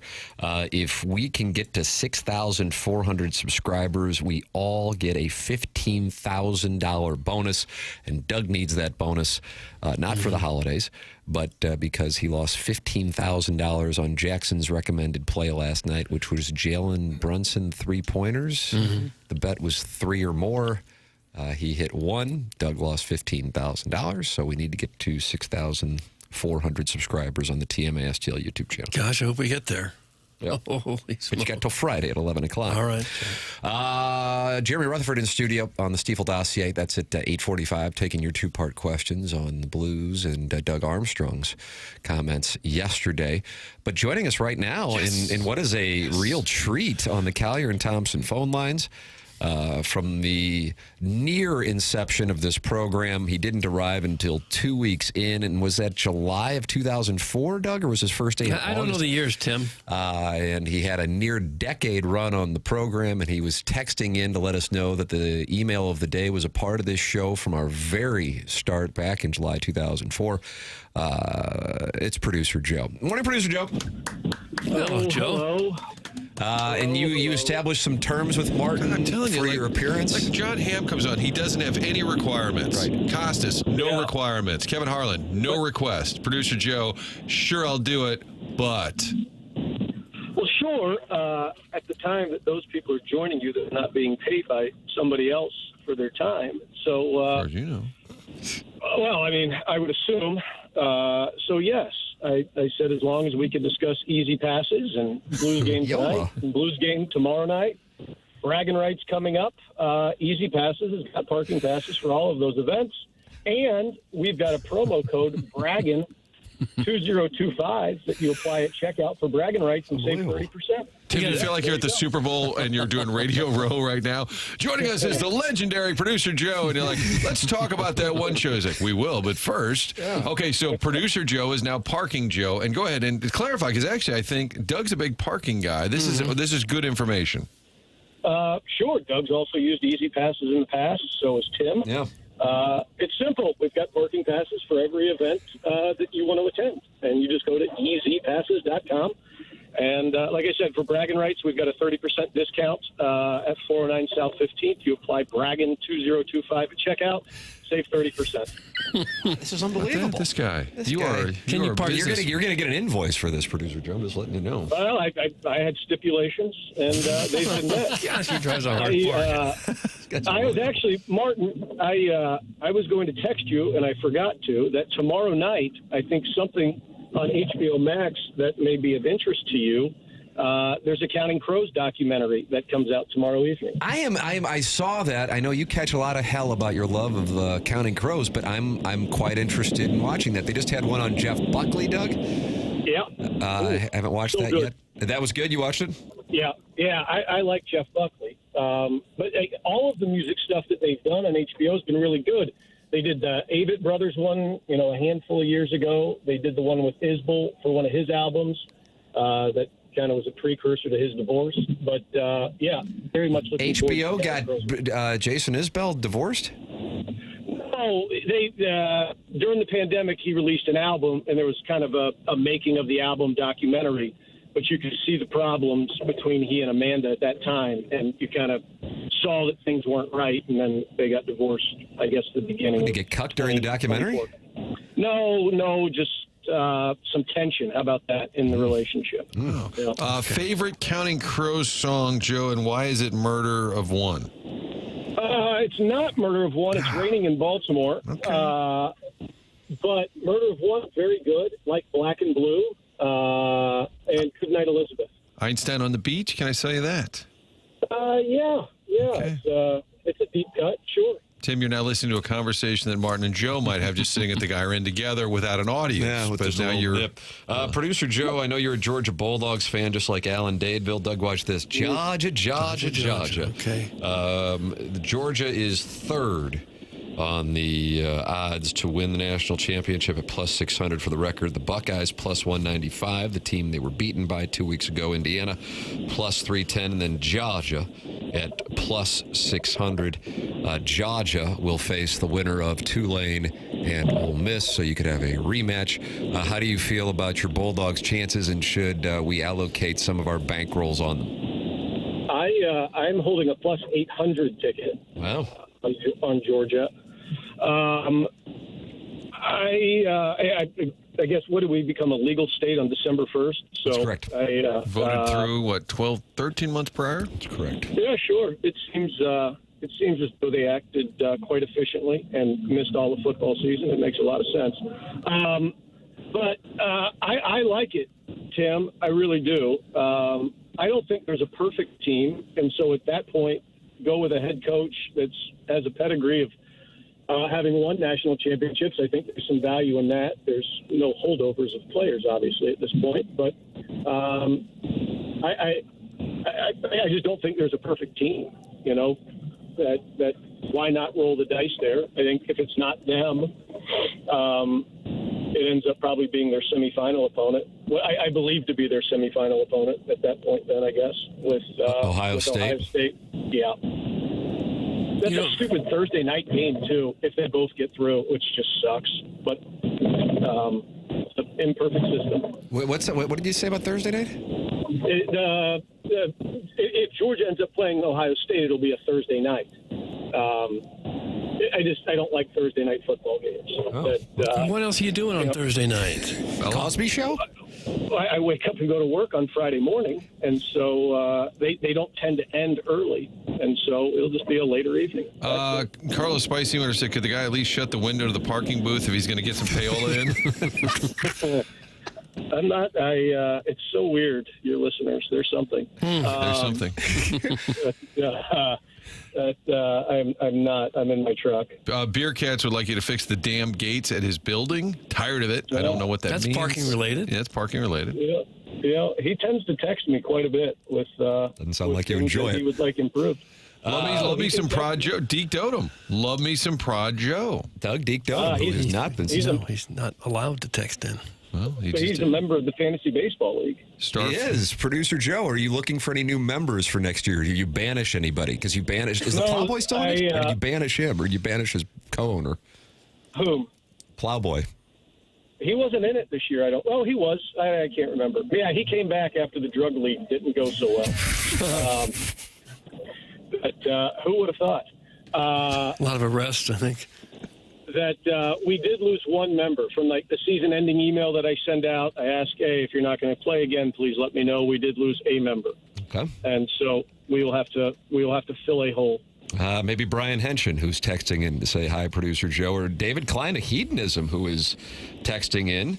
and saying, I do love me some Prod Joe. There's no one I'd rather get drunk in a Mardi Gras tent with than that cute little twink. That's David Klein of Hedonism, who performed the Cranberries' Zombie the same day that producer Joe was in blackout mode and attacked me. But I don't believe you were working for me at that moment, so therefore that was not insubordination. That was just an HR matter. I think that's the case, because if you fight your boss, that tends to cause problems. And, of course, there is a track record of that in this particular industry in St. Louis. There might be a track record with me and a gentleman with initials EC. Wow, Doug, that's so cryptic. Easter eggs everywhere. That would be wonderful. Hey, guys! But, oh, look, my fleece is on the stage. Yep. Wow. There's a lot going on here. One of my favorite producer Joe-related stories, he got let go same day as Brian Burwell. No, Burwell was the day before me. Okay, well, same. Okay, sorry. Owned. There was a week when two notable figures got let go, and I had a conversation with Joe Buck, and he said, I can't believe it. What are you guys going to do about this? And I said, I know, Burwell is pretty upset. He goes, I was talking about producer Joe. Joe Buck was part of the Solidarity Union 2 decades ago. He said, if you guys had any balls, you'd walk out tomorrow. And I said, well, you don't know the show. We have no spine at all. No balls. Put your hands together for the lovely producer Joe. There he is right there. Yeah. Martin, it only took you like 5 weeks, though. You walked at that point. See, I was about to say, Martin, you did I did walk. Eventually stand with you in solidarity. You know, it was a special time. Special time. Do you miss your days in radio? It's quite a glamorous No. business. You don't? No. I miss you guys, seeing you guys. How about that? Now, that was nice, Well, Doug. thank you, Joe. Guys, I would make fun of Joe for listening to this show after years of saying he hates it, but that's literally what I do. Doug, bend over. That's from Steven What was time. that last part? So Doug, comma, bend over. So I don't know what's going on there, but that's Steven time, who has paid wagers that he's made with members of the dais here. Producer Joe, you got any hot plays? How have you done in your sports gambling since it's opened up shop here in Missouri? It was good. Oh, it has been good overall. That it's nice to have options for soccer wagering more so than what I had previously. How about that? Yeah, you can shop lines. Yeah, that's helpful too. But there's some very, I suppose, popular would be the right word to use it. So like both teams to score in over 2.5 goals is a very popular way of wagering you want to bet soccer. that? I don't think so. Okay, bet the under. but you could. You could go both teams to score in under 2.5, so 1-1. But it's been good. I enjoy it. It's going to be kind of a slide. I'm going out of town for the holidays to a state that does not have legalized sports wagering. So cryptic again, Easter eggs. Just tell us where you're going. Yeah. I'm going back home. Georgia doesn't have sports gambling? Oh, boy. It'll be a tight race between Mississippi and Georgia, which one will be the last one to legalize if they ever legalize. Really? Yeah. That's surprising to me. I get the Mississippi thing, but Georgia. Tim, I've lived here for like 21 years, and when I left there, you still couldn't buy, alcohol on Sundays at grocery stores and stuff. That you can't buy liquor in gas or grocery stores. You got to go to a package store. There's still some old school ways of thought, I suppose. So I'll still have to use a different means of wagering at that point. But it's been good. I would assume that I saw some stuff like 500,000 people created an account in the first week or so in the state. That Ryan Butler, I don't know if you follow him from Covers or not, has had some information about it all inside the state. So Missouri's performing well with a lot of people registering for sports gambling? I would think so, but then at that point, right, like when you have the bonus bets that expire after so many days, yep. I think it would be a good look to see what does it look like active accounts a month in and see, what's been retained at that point. But I think it's probably been a positive for everybody. Some text directed specifically for you. Tim, Prod Joe kicked me out of the Fantasy Baseball League in 2011 for making a lopsided trade with you while I was all drunk and coked up, and I'm still not over it. That's from the recovering alcoholic from Belleville and Oyster Groves. And then Doug and Charlie would protest the trades that people would make with me. They give you Shohei Ohtani for nothing, really.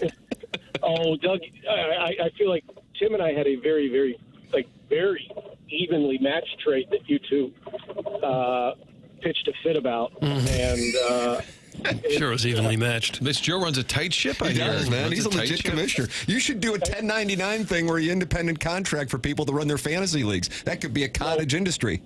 No. Sounds like hell. Commissioner Joe. Sounds awful. Is Prod Joe the one that Andy Dick hooked up with? Oh, yeah. Tell us about that I don't night. think that's accurate. Oh, come on. It's not accurate. There was no hooking up. But he was in your bed. He was in our room. He was jumping on beds. Whose bed was he jumping on, Joe? Please don't name any private citizens' names. Thank you. Yeah, correct. Both beds were being jumped upon. And But you were sick and you woke up in a Las Vegas hotel room and Andy Dick was in your room. Is that correct? It's a yes or no question. yes, that is 100% correct. And at some point in time, he was jumping on your bed. He was, in fact. Did you think you were in the afterlife when and you wake up from a nap and Andy Dick is bouncing up and down in hotel rooms? I assume roofed.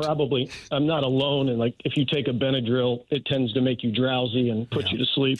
And so I had taken a Benadryl, and it's kind of like that foggy, this can't be real. How'd you get him out of there? How'd you flush him out? I don't remember verbatim what happened, but I was just kind of like, you guys have got to get out of here. And I said to the gentleman who was sharing a room, you got to go. Like, Have you ever brought Andy Dick up to your room? Not yet, no. Whatever this is, it has to go elsewhere. That's a good way to sum it up. All right, one more for you here. It's Carlos Spicy Wiener. In all seriousness, what is the prize for Joe and Iggy to be locked in a room together for 3 hours? Martin, I don't know if you're aware of this. Martin, producer Joe, and Iggy, they are sideways. Oh, are you asking me what my price is? Yeah. I will start at $20,000. $20,000? Let's see if we can put that together. Gosh. Feels like a reasonable GoFundMe, a worthy cause. He wanted to play golf against you head-to-head, and you refused that, didn't you? No, I did not. That is not 100% accurate. No. I said we will play, but if and when I win, he loses his job. Oh, and, Yeah, that was the term, and I don't know if he was agreeing to it, but I stepped in, and I'm like, what happens? But now that ship sailed, I guess might as well get this thing going, huh? It was Triad Bank, Martin, friend of the program. They were Jim Regna probably. They were going to put up the money, play Meadowbrook, and the winner got like $5,000. I remember Regna told me because I still can't get these guys to do this. Would you do it? Would you do that? For how much? Well, the number was $5,000. I don't know if that's still on the table. Right. Yeah. I would play golf against him, yes, but we can discuss terms. Okay. There we go. So here Gotta comes mention the easy pass. You'd be in the same golf cart. No, we would not share carts. Oh, okay. We would walk like gentlemen. And Gentlemen. we can discuss that. But, there's got to be worth my while. Iggy's crestfallen accountant just texted in and says, so was it when Joe's ass bleeding shortly after Andy Dick was in the room? Nope. Nope. That was an incident that happened in Jupiter, Florida at the Cardinal Spring Training Complex. Was that That's 2008? right. I don't know the years, Tim. It was a tailbone, just to be clear. But You fell on some weight equipment, was the story? in the gym, in the hotel gym. Okay. I think what I will always appreciate, as Joe, anything has else. kind of got a little smug nature, and I just love it. Producer Joe, thank you for dropping by. Martin, I guess you're going to handle the invoicing for the Easy Pass. Yeah. It is Easy Passes. Yeah, Tim, get it right. Get it right. .com. When you got a new Again. sponsor that doesn't pay. Again, the smug reply is what I'm here for. Thank you, Joe. Hey, you guys have a great holiday. Season's Night, greetings. There's Joe. Producer Joe. I love Joe. Producer Joe chiming in. So $20,000 for him to spend 3 hours in a room with Iggy. And then $5,000 has to be the purse for him to play Iggy in golf. I don't know if Iggy is in the Michelob Ultra YouTube chat. I would imagine he would be open to this negotiation. So we have some things percolating here, Doug. Last time I played with Joe, he was pretty good. He's a good golfer. Yeah, I don't know if this would be a situation where Iggy would be getting pops. I think Joe's like a 10-ish handicap. I think Iggy would get pops. I think, or maybe he would want straight Producer up. Joe's got to agree to that. Yeah. I know the man hung up, but how exactly does Andy Dick end up in your hotel? Like, It's a great question, Mark. Does he dress up as the bellhop and hey, I got your pizza? Was it 2008, Doug? God, the I years I won just- a seat I don't know. in the World Series of Poker, qualified on Poker Stars. But, of course, that is no longer legal in the United States. So I won a seat. That was a $10,000 seat. Plus, I got like $2,500 in spending money. Joe worked with us at Inside STL. Another gentleman worked with us at Inside STL. And I had a bunch of buddies who were going out there and playing.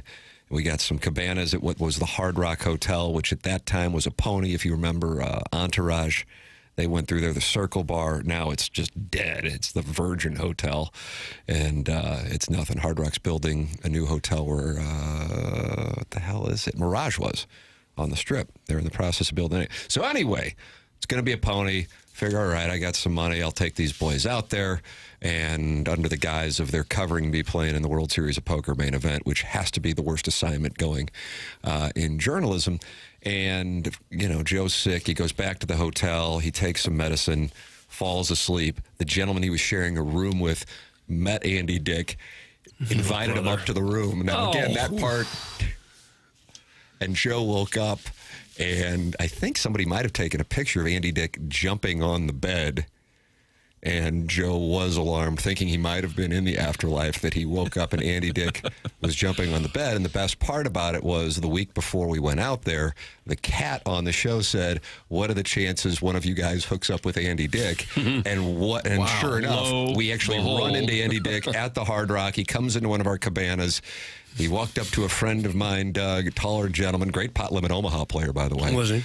And ran his index finger down his boy cleavage said, you're a tall one. Oh. I'm in me undies. So he was flirting with my buddy, Lucas. And I don't know if that went anywhere, but he did wind up in producer Joe's room.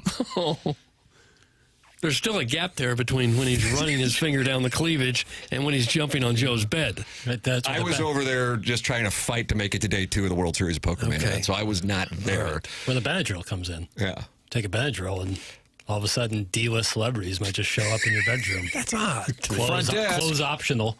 Front desk. Yeah, I'm in room 2215, and Andy Dick's in here, and I don't know how or why. There'll be no prank calls here at this hotel. Do you know how many times we get this call? Andy Dick's in my hotel room, and I don't know why. Did Tim just say, I got some money, I'll take these guys out there? Yes. I won a $10,000 seat, and they gave me $2,500 in spending money for winning the seat. And I thought, you know what? These guys work with me. I'll take them out there. That is what I said. It was not a commentary on wealth. It was 2008, and I didn't have crap for money. But we thought, we'll cover this on Inside STL. And then I would get done playing 12 hours of poker, and I would write like a 5,000-word post about my day-by-day experience. And for whatever reason, people read it, and it still blows me away. I mean, I had ace-10 offsuit. I was in the hijack position, and I raised $2,500. I mean, it was... That's a real page turner there. Holy crap.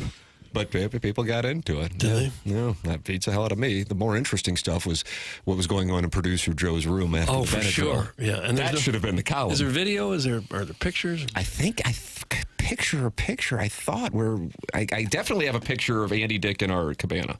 And he had 2 guys with him. They both had these teeth that seemed like they weren't going real well, and I'm not sure why. Yeah. I'm going to pause. And then they were wearing little Speedos, but they were Speedo tuxedos. Oh. And they were flirting with guys at the pool, including my buddy Lucas, who's a great pot limit Omaha player. And he put up with that? Well, he was in the back of the cabana, and Andy Dick made his way through into the cabana, and then he had his eye on the taller gentleman. And so Lucas was kind of backed into the corner. Oh. no room for escape. Or maybe he enjoyed it. I don't know. Always I'm room not for going to say. escape. There's always a way to escape when a gentleman in a tuxedo Speedo makes a play for you. There's always a way to get out of that. You're getting real close to kink shaming. I think you've crossed that precipice at this point. I'd read Tim's grocery list if he let me. That's from Steven Time. Yeah, that's the thing. It's like 2008, so that means someone had to fire up the desktop, really get that thing revving just to sit down. You play from noon to midnight. You get back to your room, and you got to play the next day. And I would write. What am I doing? And I wasn't making any money doing it. What a businessman. Journalism school. F me. Yeah, but that's what was going on. And then people read it. I had pocket kings, but then this guy re-raised me, and I was pretty sure he had aces. What would you do? 5,000 words later. Yeah, good idea. Terrible play. Meanwhile, my producer's over there in bed with Andy Dick. Mr. Tim, Living it up. Mr. Tim, I'm sorry to interrupt during your game here. There's been an incident with your producer. We're going to need you to come over here. Why would the hotel know it's the producer? Joe introduce, hello, I'm Tim's producer. Police probably got that I'll be information. staying in this room. You can text in 314-399-9646. You can call in as well. 314-974-0101. Air Comfort Service sponsor of the text inbox. Collier and Thompson sponsor of the phone lines. And Jeremy Rutherford is next on the Stiefel dossier. Brought to you by Mark Hanna of Evergreen Wealth Strategies. Your two-part questions for JR coming up next. The program is brought to you by Brown & Crouppen. Brown & Crouppen Local, founded in 1979, serving St. Louis for more than 45 years. To the insurance company, you are just a claim number. To your team at Brown & Crouppen, you are a person with a name that Brown & Crouppen cares about and will fight for. And don't you want a local law firm, one that knows how to handle the big national insurance companies and the local courts? Plus, they know the best places in St. Louis to grab a bite to eat. They do that on their Three Lawyers Eating a Sandwich podcast. Brown & Crouppen, part of the community. They value it. You can reach out to them at brownandcrouppen.com, now at getbc.com, or by calling 314-222-2222. That's 314-222-2222. Make sure you let them know you heard about them on TMA. Remember, the choice of a lawyer is an important decision and should not be based solely on advertisements. JR in studio taking two-part questions. Coming up next here, brought to you by Mark Hanna of Evergreen Wealth Strategies. The program is called The Morning After. It is presented to you by Brown & Crouppen on 101 ESPN and the TMA STL YouTube channel.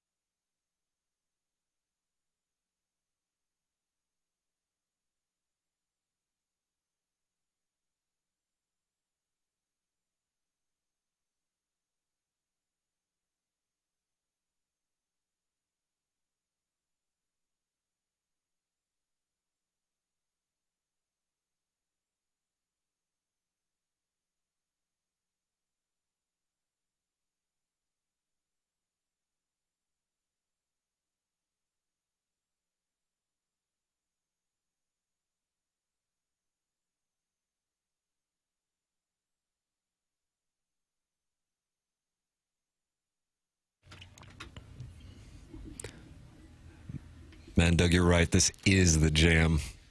This video don't play either, right? Well, I think the video plays a little bit. Kind of starts off with the instrumental of the girl walking through the housing projects. That's south side of Chicago? I'd have to guess. Okay. And then the jam just kicks up. And I think Alicia Keys is in there with the vocals at the end. Yeah. Thank you. Jeremy Rutherford's going to join us coming up. Be real honest, because we do honesty in media. We've done 3 28-minute segments, and so the Stiefel dossier, we are entering segment 8-1 when we're supposed to be entering segment 8-3. Oh, no. So we're going to do a quick hitter here. And then Jeremy Rutherford, who, if you're watching on YouTube, you might see him in the cuck chair. Oh, no, Kurt's in the chair. Chairman Kurt is in the cuck chair. But this gives you time to fire up your 2-part questions for JR.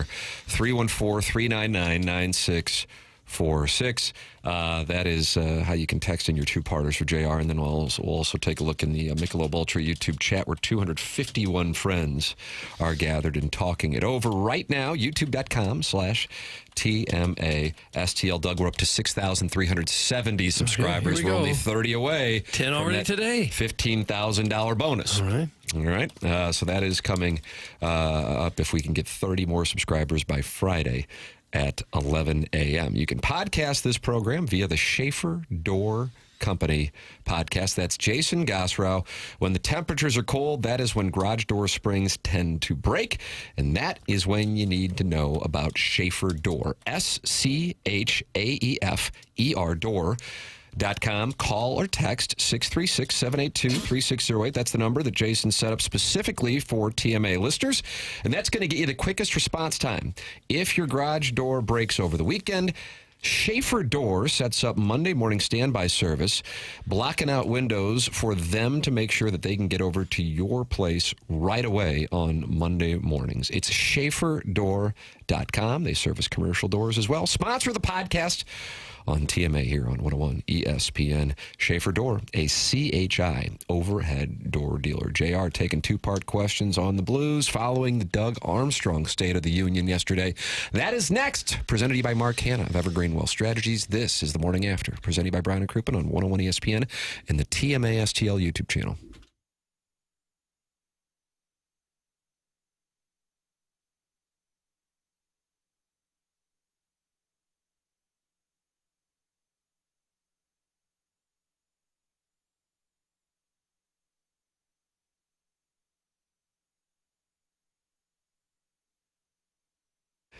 Hey, Missouri, if you haven't heard by now, FanDuel Sportsbook is live in the Show Me State, and they're kicking things off with an offer that's tough to beat. Right now, new customers can bet $5 and get $300 in bonus bets, win or lose. Whether it's football, basketball, hockey, or more, you can bet it all on an app that's safe, secure, and super easy to use. So download FanDuel today or head to FanDuel.com/Missouri and join the excitement. Jackson Burkett has a play. It's a bounce back after yesterday's disappointment. What do we have, Papers? They're doing FanDuel. They got 30% profit boost on same-game parlays for the NBA. So maybe you like taking, the Rockets to beat the Pelicans, which is going to be minus 500, but you match that up with a couple more plays, and then you get that boost up in there, and now you got some pretty good odds on a fun bet. Okay. We're going with the Rockets, and what else are we putting in there? You can have anything you want. There's so many options over there at FanDuel. I don't want to guide you anyway. I'm a little cold right now, but 30% profit boost is hard to argue with. Doug, just take the Rockets minus 500. You're going to have to add some more for the same game parlay. So download FanDuel today or head to FanDuel.com/Missouri and join the excitement because Missouri, it's time to play your game with FanDuel. Must be 21 or older and present in Missouri. Gambling problem, call 1-800-GAMBLER. First online real money wager only. $5 first deposit required. Bonus issued is non-withdrawable. Bonus bets that expire 7 days after receipt. Restrictions apply. See terms at sportsbook.fanduel.com.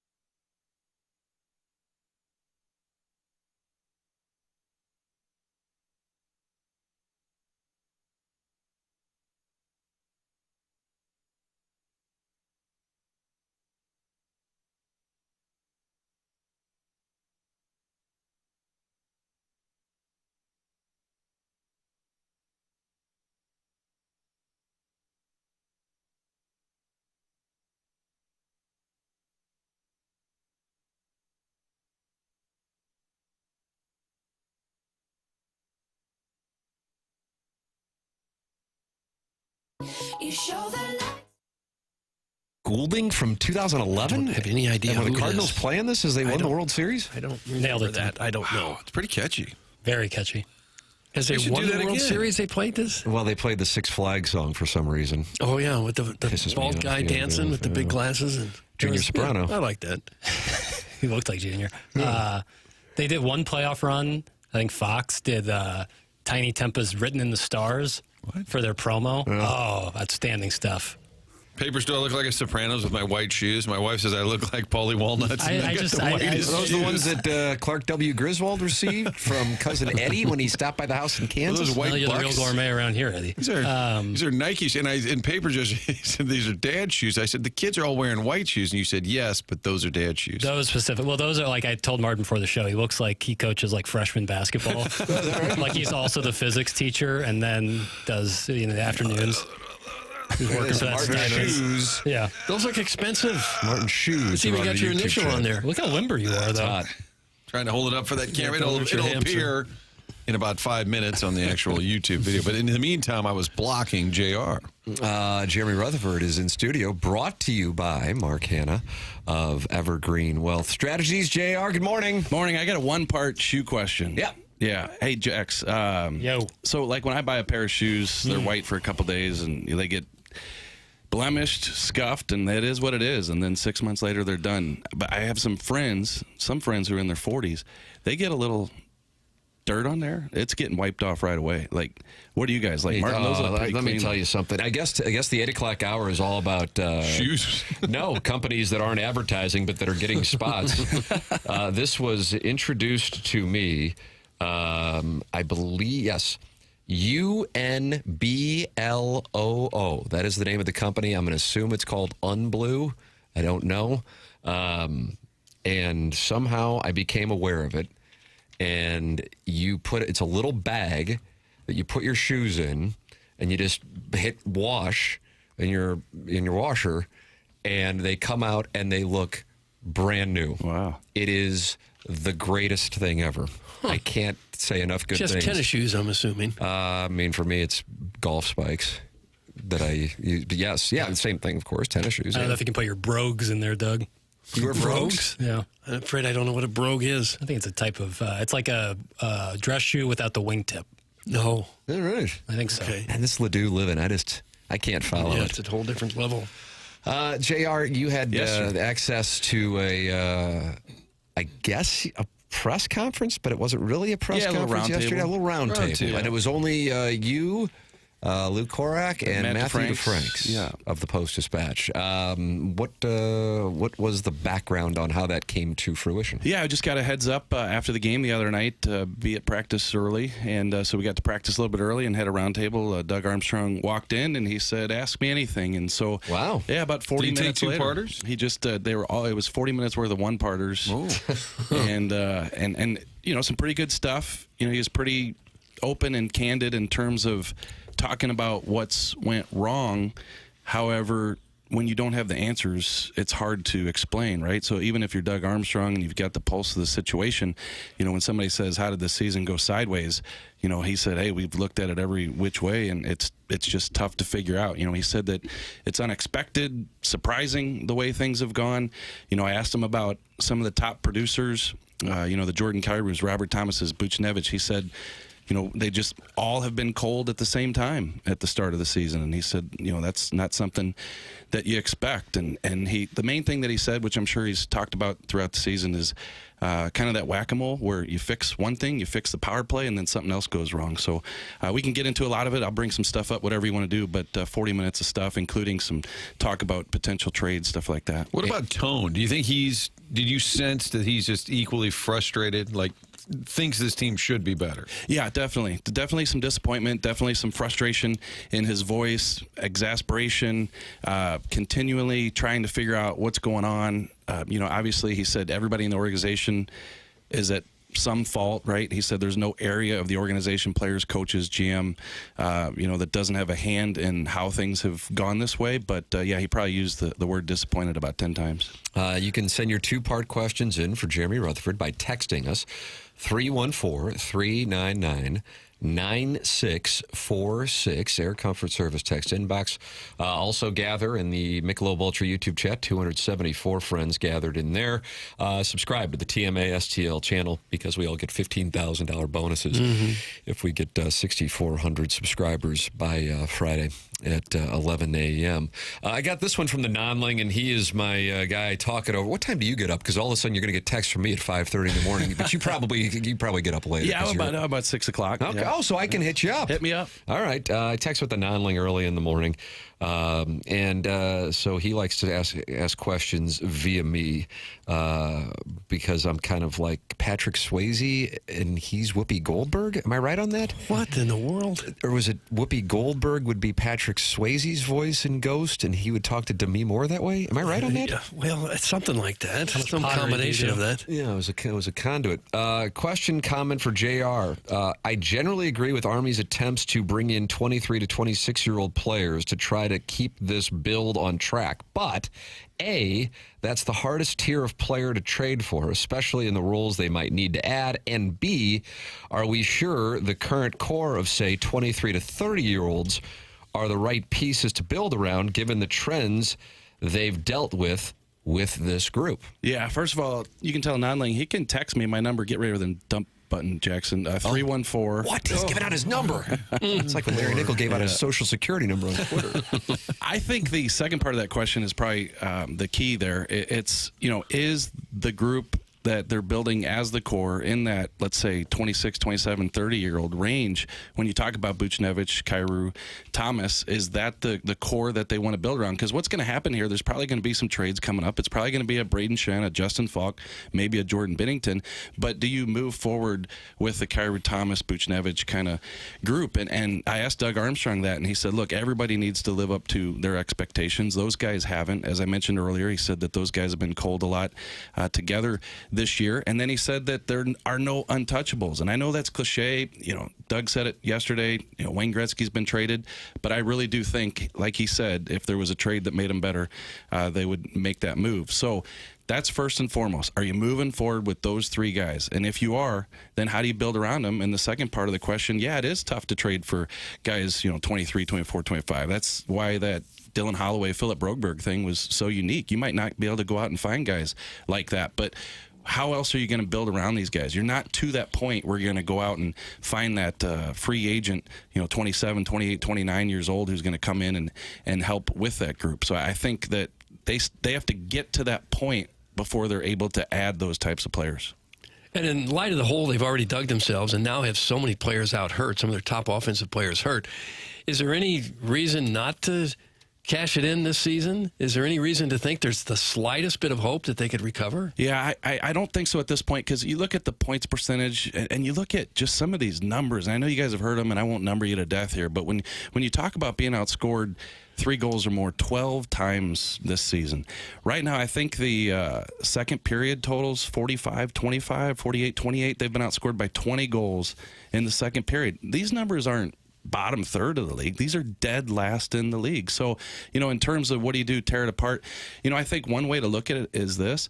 If you move out some of these guys now, let's say you want to go into tank mode, you can do that. But what happens is these younger players come up, play hard, play well. The other team doesn't expect them to be anything. They ended up winning a few games, and you're not necessarily tanking like you thought you would. So, hey, if things aren't going well now, stick with the players you got for now, and maybe that's what'll end up happening in the long run. I hope Army does something, because I think it's stale right now. And the stat that was thrown around, I think Steve Savard tweeted it out, who said this team has only won a single playoff series since the Cup. And you're starting to talk about now 6-7 years down the road. And so this group here, I think, is proven. Even last year, as fun as that was, they didn't do anything with it. They got in, they got beat.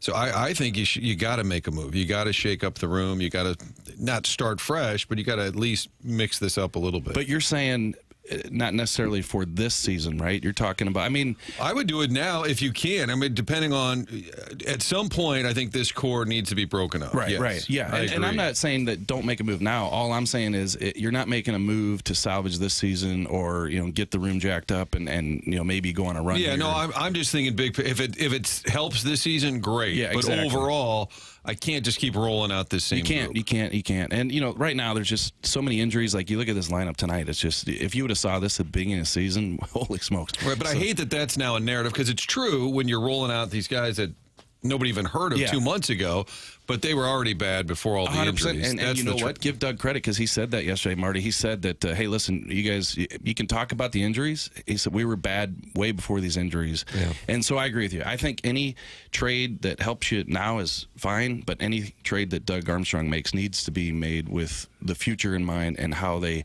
move forward with the core group that they actually want to build around. Again, I'm repeating myself. I know Shen, Falk, Bennington, those guys could be traded, but at some point you're going to have to address those top 6 forwards. Are these the guys that you think that this is going to be the foundation of this team? You think they're likely to wait close to the trade deadline as some of the contenders have a player go down hurt or something, get a little bit more desperate? So we talked about that yesterday, and it's kind of like that's the way it has to happen. You had the trade this past week with Quinn Hughes, so that's a blockbuster. That happens in December. That never happens, right? So this is a deadline league, as Doug always says, and what he means by that is the deadline is March 6th, and a lot of deals probably won't happen until then. You got a couple artificial deadlines. There's a trade deadline coming up here December 19th, right before the holiday freeze, so you can't trade between December 19th and December 27th. Will some trades be made before then? Maybe, but generally speaking, it's the March 6th deadline that has everybody's attention. People have texted in wondering if Harrison's brother Master was invited to this round table yesterday. Was he there? Great question. I saw security had him at the door. Oh, is that right? So he was trying to get in. Well, he has a question. Greetings, JR. I must say I'm surprised here that Doug Armstrong is, quote, shocked with how this year is playing out. Minus one good winning streak, this core has consistently shown over the last 4 years that they cannot get the job done. So in my opinion, you have to move off the core. Doug built this team around Thomas, Kyrou, Buchnevich. Given that nobody will take Buchnevich, where do we see Kyrou or Thomas traded, or both? That's from Harrison's brother Master. Well, and that's the thing. And I don't know the answer in terms of have they reached a decision that that's what needs to happen. You would think that that's a possibility, but you just don't know. And the one thing that Doug repeated a couple times yesterday, guys, is he said, I'm not selling at 50 cents on the dollar. And he in fact said, I don't know that you're going to get how these players played after the Four Nations face-off, like get that type of return, the way they played there. Hey, these are the types of players these guys are, but he's not going to sell the way they're playing right now. And so does that complicate a trade with some of those guys? I think it could. What do you make of the way Bennington's played here lately? Is it most of it his fault? Some of it's got to be his fault. It's really been pretty rough. Yeah, I think so. This definitely, probably is worst season here in St. Louis, right?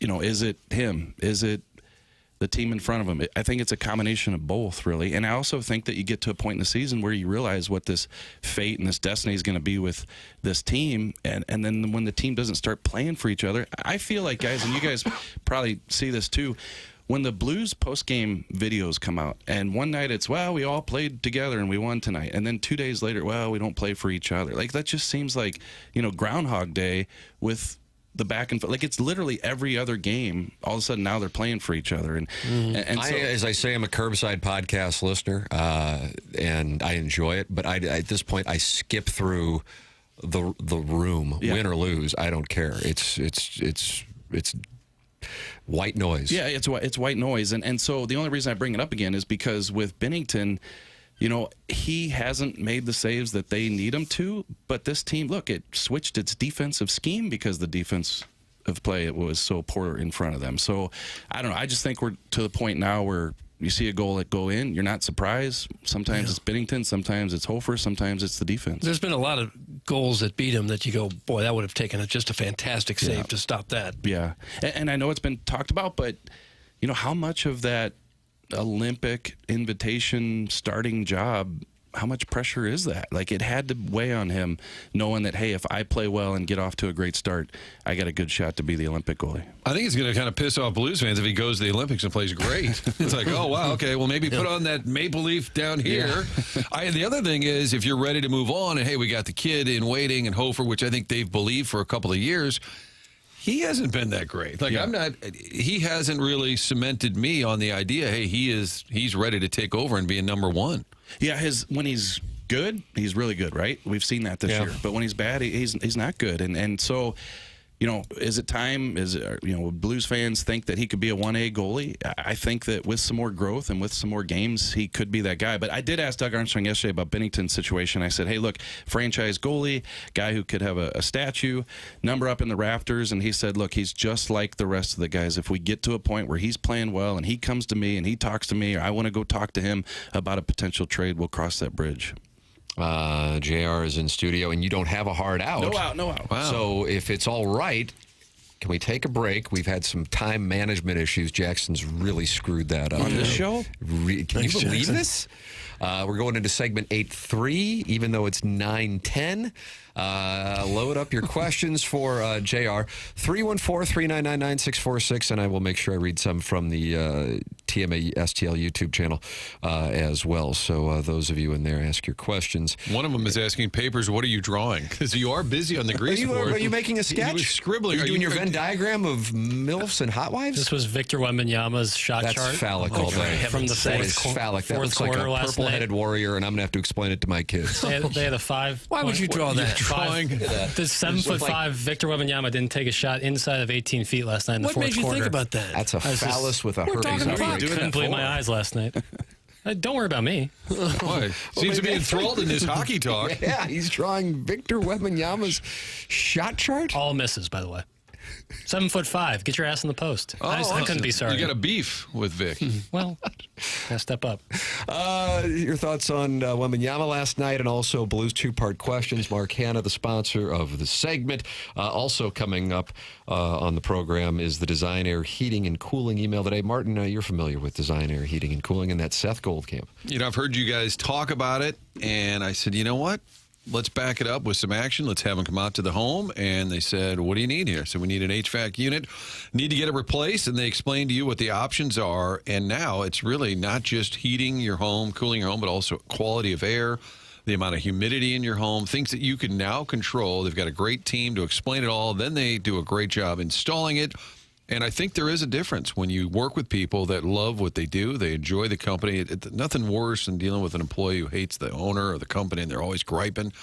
Complete opposite at Designer. Everybody there is part of the team, and you can sense the difference. They did a great job. Love hearing the reviews from all of our listeners as well. So when there's a heating and cooling need year-round, it's real simple. DesignerService.com. That is the website. We're in the midst of winter. I know the temperature keeps changing up, down, all over the place. It's not too late to just have them come out, do a little tune-up, check on the system. Always good to make sure you're in good shape. Get online. It's our buddy Seth. He's got a great team at DesignerService.com. A couple of texts in response to what we were just talking about with Binnington. Sharon in Clayton says it shouldn't piss off any Blues fans who have a brain.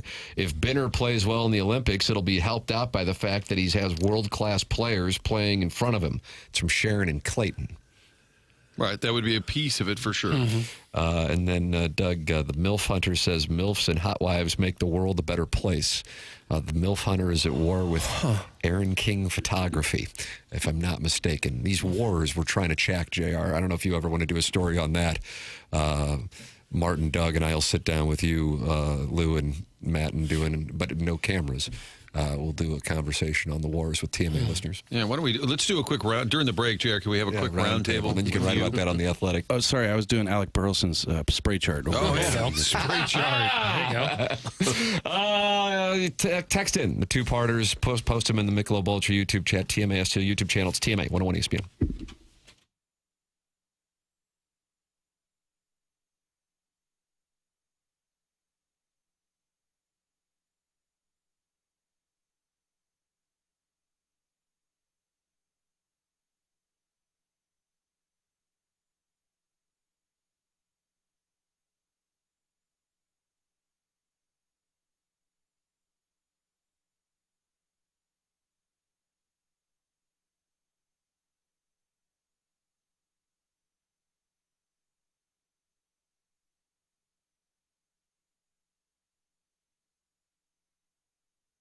We are in the midst of the 12 days of savings. This is taking place at your neighborhood Schnucks. If you want to get 25% off your holiday essentials like the fresh berries, the party trays, all of this happening between December 10th and the 23rd. We're right in the middle of this, so Schnucks has got you covered. 12 days of savings, all up until December 23rd. They add a new digital coupon to the Schnucks Rewards app each day during the event. Clip that.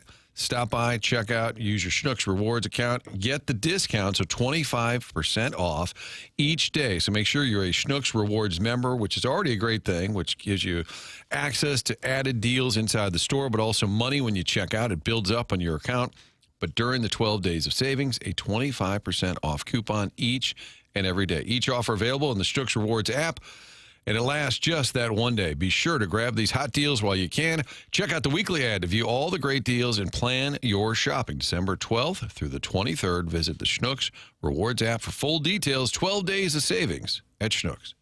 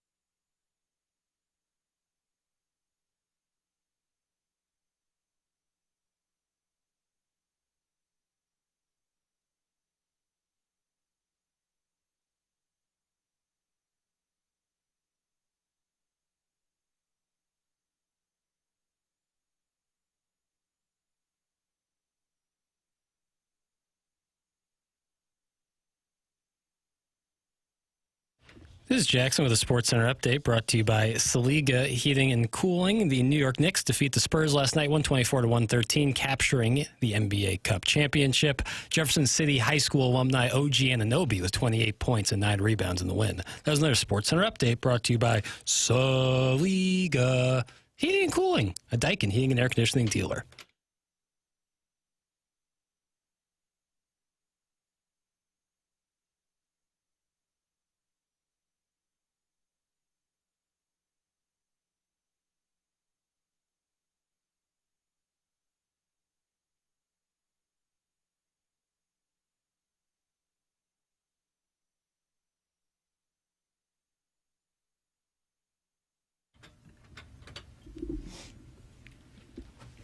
I think you like this one. Be my guess. It's okay. It's fine. Yeah, sure, it's good. If it's the best he can do, we'll go with it. Jackson's bouncing like he's riding a Sibian over there. Electric Light Orchestra. You're a big fan of ELO, aren't you? Yeah. I always say they're underrated. John Carney used to yell at me. He said they weren't underrated. They had a great career. They were successful. But I'm like, I don't think they get enough. So many good songs. Let's talk about it, Papers. Love it. Meet me at the guy in at 3:42. JR, guys, another guy in hit.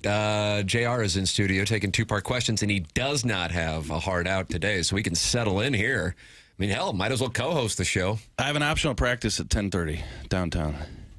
Thinking about going? What do you guys think? Should I? Nope. You kind of have to, don't you, in your position? What if something happens? Yeah, you got to be down there. What if they recall Hugh McGee? About that.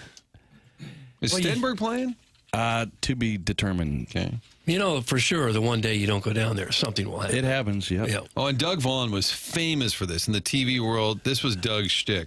If you walked into a locker room a little late or a press conference a little late, Doug would be like, oh, wow, you missed it. Like, what happened? They just traded Pronger. I'm like, what? They did every time. Try to throw you off the track. And every once in a while, like, ha, good. Good one. Hey, Caruso, did you guys trade Pronger? And that's one of Kerber's favorite stories. I don't think I told you guys that one time I came in late, walked up in the bleachers. Andy Murray on the ice must have seen me walk in late from the ice.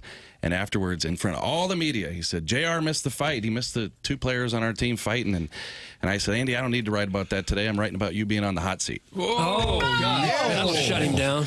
I think Kerber is laughing about 3 weeks later. That is awesome. What was the head coach's response? Yeah, a little bit of I didn't really appreciate that. I'm going to put an envelope under your door. That's a little Mike Martzian. I know. I don't really have any. Mo Drummond has the best Andy Murray. He would imitate the Blues head coach. Even when Big Walt would call him into the room right before a game, hey, Mo, do a little bit of Andy Murray. I'm like, that's your head coach. He's 10 feet away in an office, and Big Walt is calling other players over to hear Mo Drummond imitate Andy Murray. Yeah, and a quick Mo Drummond, he and I are standing outside Enterprise Center, and what do we want to call him, a homeless gentleman comes, walks right up to us and begins to tell us his life story. And he's about 20 seconds into it, and Mo goes, hold that thought right there. Hold that thought. And the guy stopped talking, and Mo goes, let's go. And walked away. Two-part questions, both in the Michelob Ultra YouTube chat and also in our Air Comfort Service text inbox for Jeremy Rutherford, brought to you by Mark Hanna of Evergreen Wealth Strategies here on the morning after 101 ESPN and the TMA STL YouTube channel, 314-399-9646. That's how you can text in. And, of course, the YouTube channel is the TMA STL YouTube channel. Let me read some from there. JR, what do you think about Nick Saban getting in on the NHL? He bought a piece of the Nashville Predators yesterday. Doug, did you know that? Saban's a Predators owner. Yeah, how about that?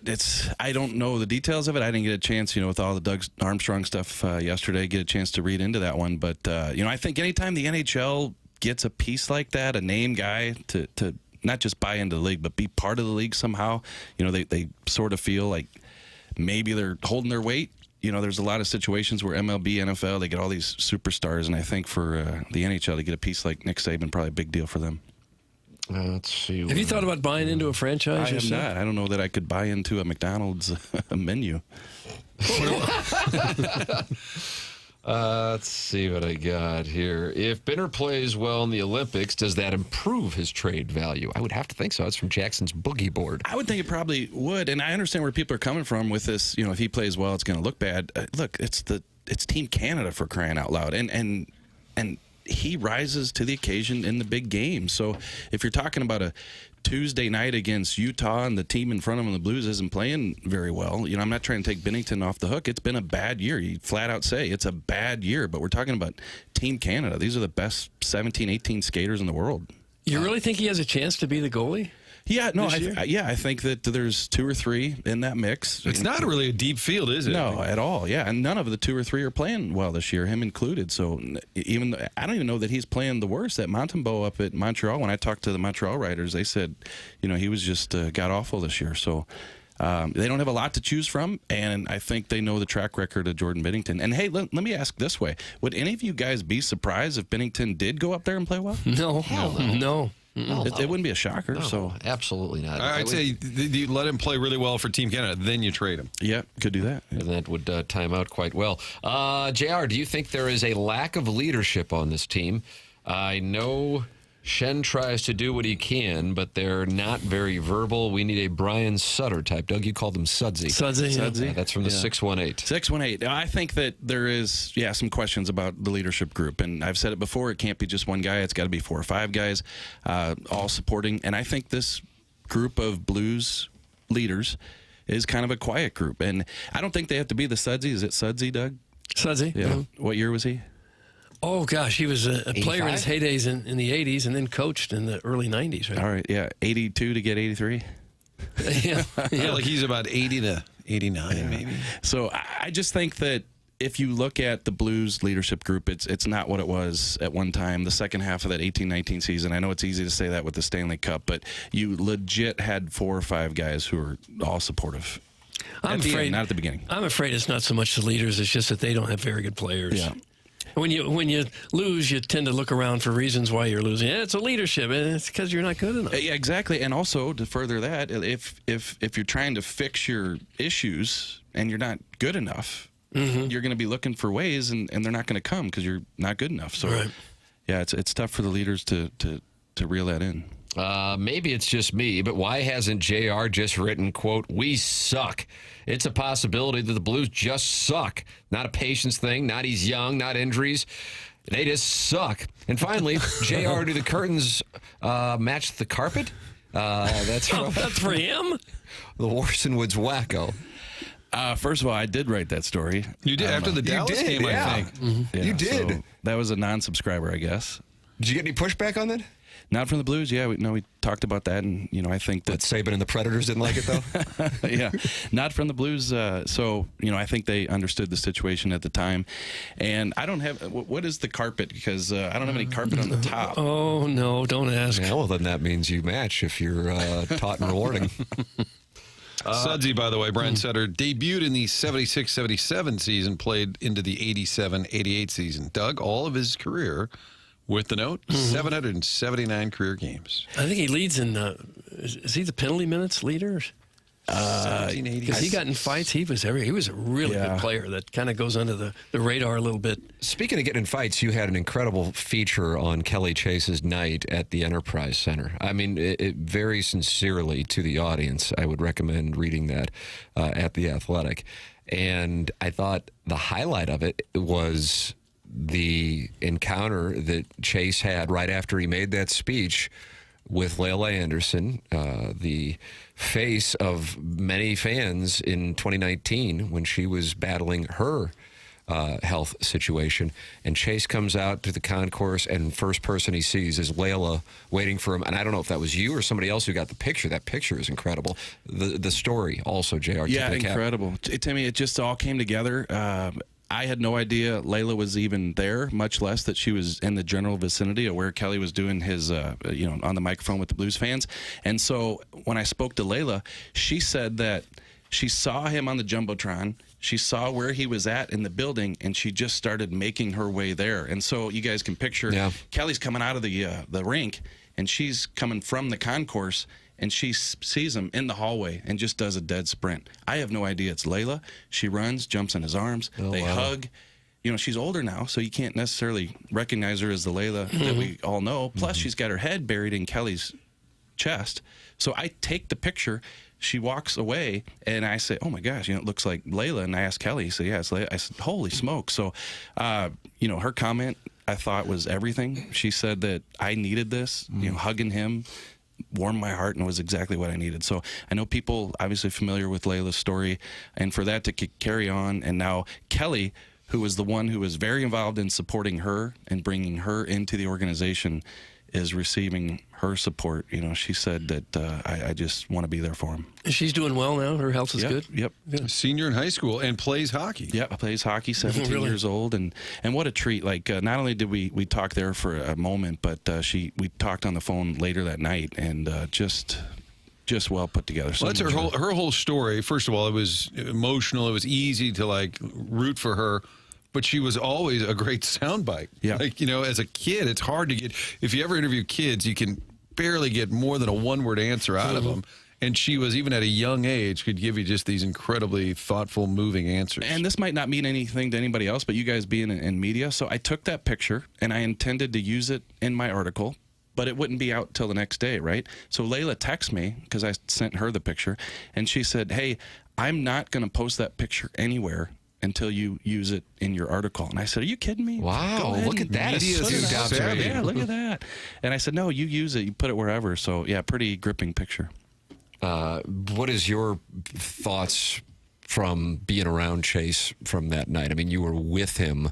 So many people have talked about his speech, clearly battling, and still is able to stand in front of the building and inspire people, even in that situation.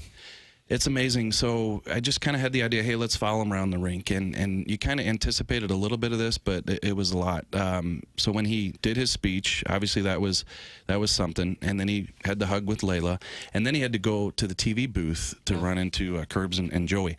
So listen, he's got 2 cops around him, but he's going up elevators. Then he gets off at the 3rd level concourse, right? These are the blue collar people, right? The people everybody trying to talk to him. Yeah, everybody coming up and just patting him on the shoulder and saying, hey, your favorite player, so on and so forth. And he stopped and talked to a couple people. And so I thought, for the fans to be able to see Kelly Chase was a big thing, that shouldn't go unnoticed. But in terms of his situation, I did talk to him for probably 5 minutes at the end of the night, and he laid out the details that I have in the story. And guys, we think of cancer, we think of dealing with that disease and the chemo, and everybody knows that chemo is hard. But when you are 2 feet away from Kelly Chase and he's looking you in the eyes and he said, I couldn't see for 6 days. The stuff is in my brain. The way it works is it tries to get out, and it's trying to come out through my eyes, through my throat. He said I was deaf and I could not see for 6 days. He said when you lose partial sight, you think, okay, I can deal with this. And then when it all goes, he said I cried for 3 days. So we can sit here and know peripherally that Kelly Chase is dealing with cancer, but when you think about those vivid details that he shared that he's going through, it's just amazing that somebody can get up in the morning and continue to fight the way he's fighting. We talked about this yesterday, and I don't know if you have any insight onto it. The Blues have done so many things well, just knowing the tone of the market.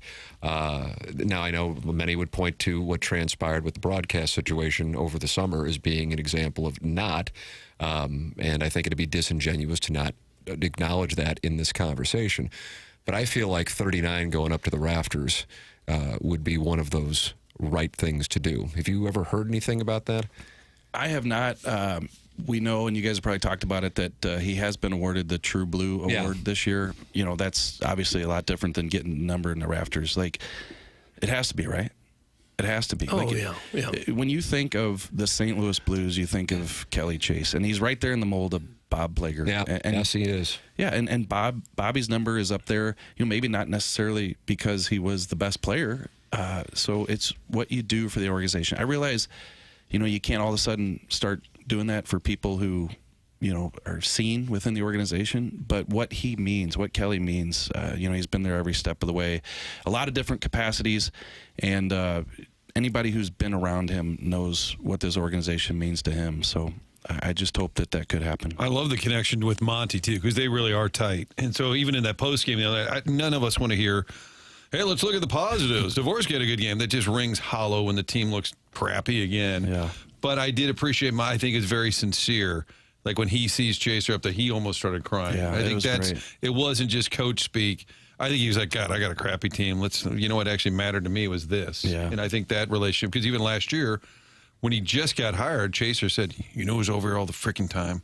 Monty, that's who. And those guys are legitimately tight. And I didn't hear the in-game interview. Maybe somebody did with Monty on the bench. Did he say we could use him out here? I think Strick said something to Monty about seeing okay. Chaser, and I think he did say something. Yeah, we could use him right out now. here, yeah.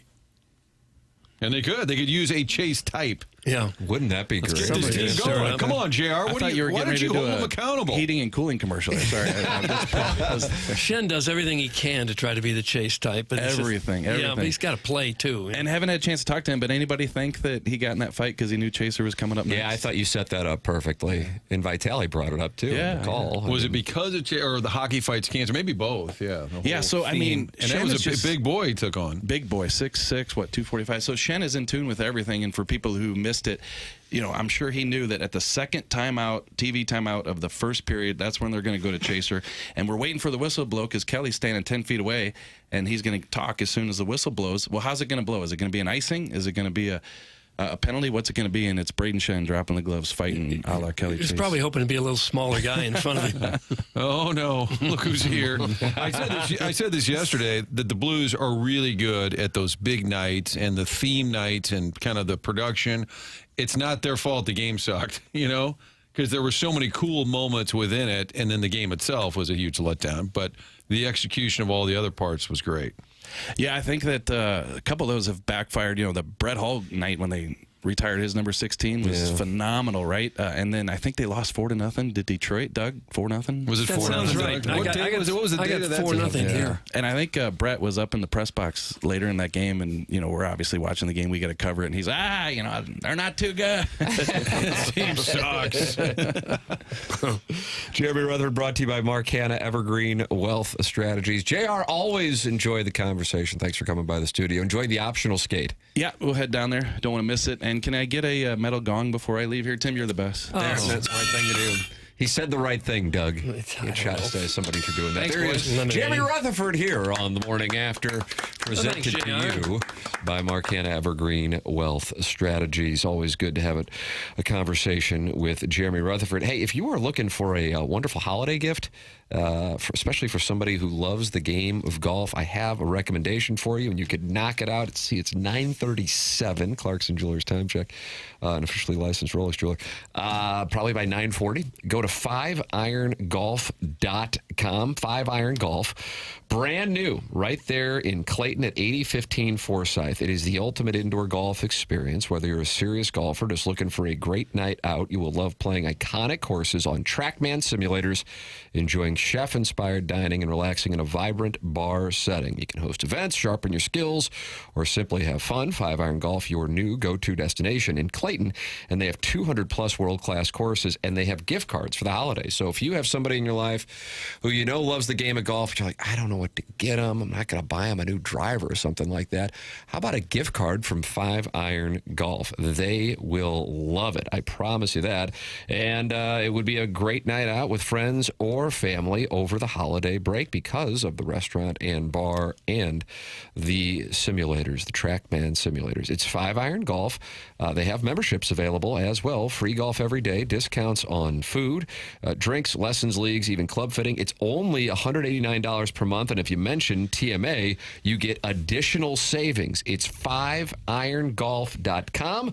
Get the information on memberships, lessons, and leagues at 5irongolf.com, and get the loved one in your life a gift card for the holidays at 5irongolf.com.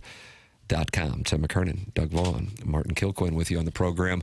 A Tiger nationalist went after our very radio station yesterday. They better not. Yep. Martin spotted it, and it was in the TMA group chat yesterday. We'll have that for you coming up next on The Morning After. Presented to you by Brown and Crouppen on 101 ESPN and the TMA STL YouTube channel.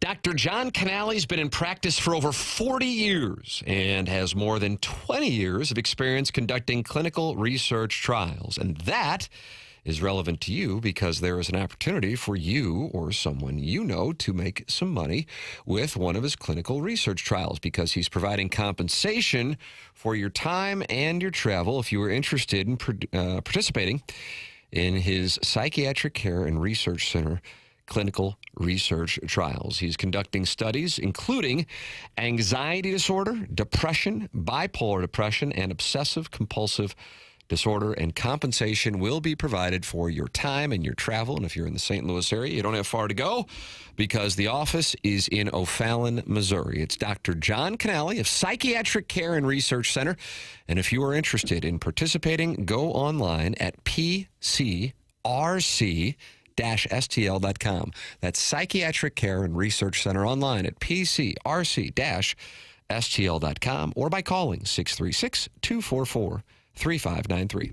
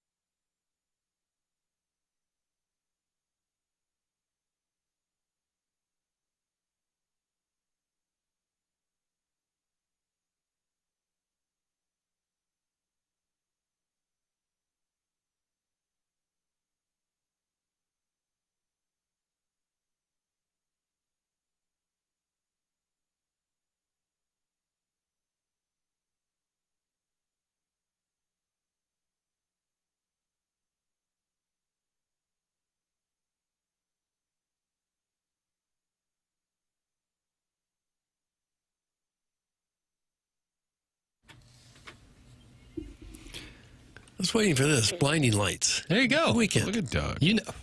Whoa. You know Who this. are you? This was a huge hit. Why not fire off the year and see if you can do it? Well, it wasn't that long ago when he was a halftime at the Super Bowl. Yeah, there you go. Okay. Come on, you can do this. You can do this. This is your time. This is your time. 2020. No. I think probably close to a decade ago, I would think. Was it that long? 2019. 19. Well, he was not way off.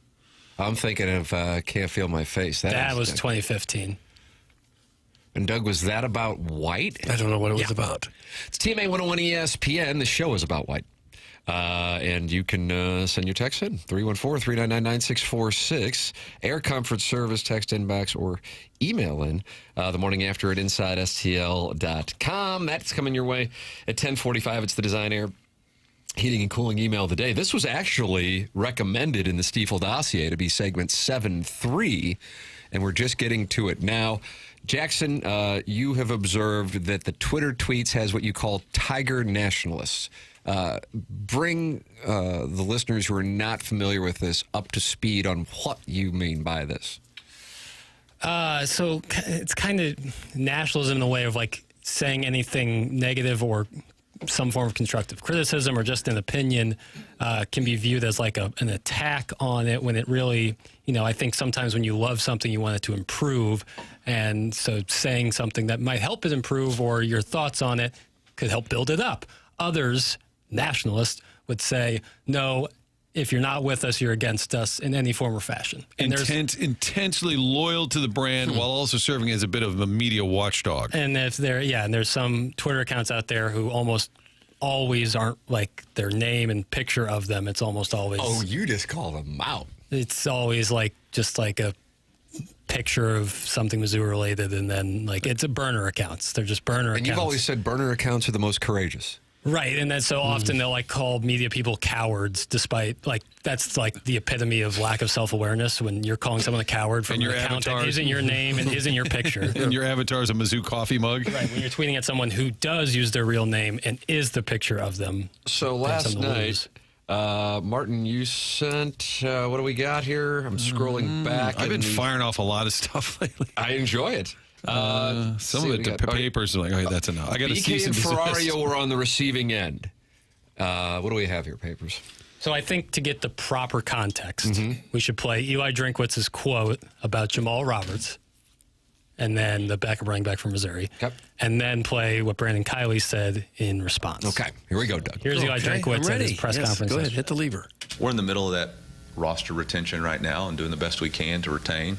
We got you got a tough situation because you got Ahmad Hardy, who is a consensus All-American, but I think Jamal Roberts is as good a back as there is in the country. And how do you beg Jamal to take less to stay here? That's the real reality of it. And we're asking him to commit to a new way and do something different. And but that's a really tough decision that is not easy. But if anybody in St. Louis has third-party NIL that they'd like to donate or work through to keep Jamal Roberts around, we'd love to talk to you about it because he's a heck of a player, and we'd love nothing more to have him be a Tiger for his career. All right, that was kind of at the end of what was like about a 30-minute presser, and it wasn't on the Virginia thing. I have a question. Yeah, I'm taking What questions. is third-party NIL? I guess it'd just be like an independent person, not somebody donating directly to the school. I don't know if it means like, hey, I'm Bob, and I own that trucking company. I'm going to give Jamal some money. I think that's accurate. Something loosely like that, just a Joe fan, as opposed to something more directed through the school. Third-party NIL refers to deals where outside businesses or groups like boosters, collectives, or brands pay college athletes for using their personal brand for endorsements, social media appearances, etc., rather than the school paying them directly for performances, with recent rules like the NIL Go portal requiring transparency and ensuring deals are for fair value and valid business purposes, not disguised as pay for play. That's what I thought it was. The magic of AI giving me that answer. Which is the origination of NIL. Correct. Name, image, likeness. Hey, I'm Jamal Roberts. I'll take a check from It's Bill like when Bob. Luther Burden did the Red Hot Riplet stuff. That would be a third So party. what Missouri has going on right now, because Ahmad Hardy, the presser yesterday was so Eli Drinkwitz shooting from the hip, not on the Gator Bowl or on the Michigan job. but certainly talking like a guy that is looking at 2026 and not looking at Ann Arbor. But I suppose maybe the Ann Arbor situation will be a domino effect if DeBoer truly is staying in Tuscaloosa, and that'll be determined by what happens in Norman on Friday night, because if they win, that's going to end any of that talk, even if it should be over anyway. But a lot of people in college football still think DeBoer's live for Ann Arbor. Anyway, then you got Kenny Dillingham, and if they don't get either one of those, then would Drinkwitz be in play. But certainly if you watched or listened to Drinkwitz yesterday, he talked in depth like a guy who is staying in Columbia, and I don't even see an opening otherwise. With that established, the biggest news from yesterday was Ahmad Hardy saying that people don't even reach out to him to recruit him to go into the portal. I don't know if you have that audio, and then we'll get to the Tiger Nationalist thing. All right, here's Ahmad Hardy. Ahmad, when Coach Drinkwitz was in here, he was telling a story about how coaches from other teams have called players and offered sums of money to hop in the portal and change teams. I was just wondering, has that happened to you? Has coaches from other teams called so far from this Arkansas game until leading up to the bowl? Nah, not yet. I mean, when I was in the portal, it was, but I think they know I'm a Tiger, so they hit me up. There you go. And so Gabe and Cody Goodwin of Power Mizzou do this, I don't know, it's like an 80-minute podcast I was listening to this morning. And Gabe said the biggest news was that, even though Drinkwitz, he loved it. He said, Eli Drinkwitz said yesterday in a half hour more than Gary Pinkel said in 13 years because it was so in-depth on kind of the state of college football and the portal. But he said the biggest news is that Hardy isn't going anywhere. And so if you're a running back at Missouri, like Marquise Davis, for example, you might have all the talent in the world. But if you know you're not going to get snaps unless they're beating the hell out of somebody, I don't think anybody would fault him for leaving, and that's what he's doing. But then you get into Roberts. Now, you have had situations where you've had multiple running backs in backfields that have gotten opportunities in the NFL after splitting snaps. Certainly that's happened at Alabama. You had it with, Judkins and Henderson, right? Yeah. Travion Henderson's. Yeah. Jameer Gibbs. Yeah. Where was he? Bama. He was at Bama, right? Split with Bama. And then Henderson and Judkins. So, point being, it can happen. So he made the pitch there to NIL and St. Louis collectives to try to keep Roberts in Columbia. Because if you know you have those two guys coming back, that's significant. That could actually be appealing to a quarterback to know you got that in the backfield. So with that said, this then set the conversation on BK and Ferraria, which then led to Tiger Nationalists going after him. All right, let's hear it. However, Gabe DeArmond posting on Twitter, Eli Drinkwitz basically made a public plea for Jamal Roberts to take less to stay at Mizzou. The Mizzou backup running back said, quote, Missouri is basically having to beg him to take less to stay with Ahmad Hardy returning to the roster. He asked if anybody in St. Louis has a third-party NIL deal that they would like to have with Jamal Roberts to hit him up. So if you're a company, you want to keep Jamal Roberts, the Mizzou backup running back, go ahead and reach out to Eli Drinkwitz. He would love to hear from you. He shouldn't come back. Selfishly, I would love for him to be back next year. Jamal Roberts is a really good running back. He makes Missouri better by being there. But, I mean, if I put myself into Jamal Roberts' shoes, Alex, okay, I can be a backup on Mizzou, where against the best teams, I'm probably getting 5 to 10 carries. Or I could go start at, like, Oklahoma. Illinois, or a better program like LSU or Florida or some of these other places. We're not going to let that comment slide. No, we will. And if he goes there, he's probably getting 20 carries in most of their games. He has a chance to make real NIL money and to show his worth for NFL programs of what he could do at the next level. I think Jamal Roberts is an NFL running back. It's a very reasonable take. If you were in the shoes of Jamal Roberts, you would probably look at all these options, and it's a reasonable take. But you cannot go against the brand, Tim. So that I wasn't sure what the clip was. So that's the clip that got. I don't understand why that is. Incredibly rational take. Well, because you're supposed to be all about Mizzou, and you wouldn't ever want anyone to leave because now you're going against the brand. I mean, I don't. I guess that was Brandon saying that, or was it? That was BK talking, BK and then it says. So the tweet said, "This is on the airwaves in STL." By the way, And that was your least favorite? That's a sliding scale. It just kind of depends on the day. But just like, it's like, and I don't know. That's an incredibly rational thing. He even says, like, I want Jamal Roberts to stay. He's outstanding, and he makes Missouri better. But if you were in his shoes, it would be understandable if he wanted to leave. So I will tell you this, and I want to make this as clear. It's probably the thing that I'm most passionate about. Really has nothing to do with on the field, court, or ice at this point in my life. I think there is nothing more dangerous than chastising people, especially in our positions, people who actually are receiving compensation to make observations, if they go against something, whether that be a team, an institution, or a political party. And that is what we have here. I don't know whether you want to call that nationalism or whatever it is.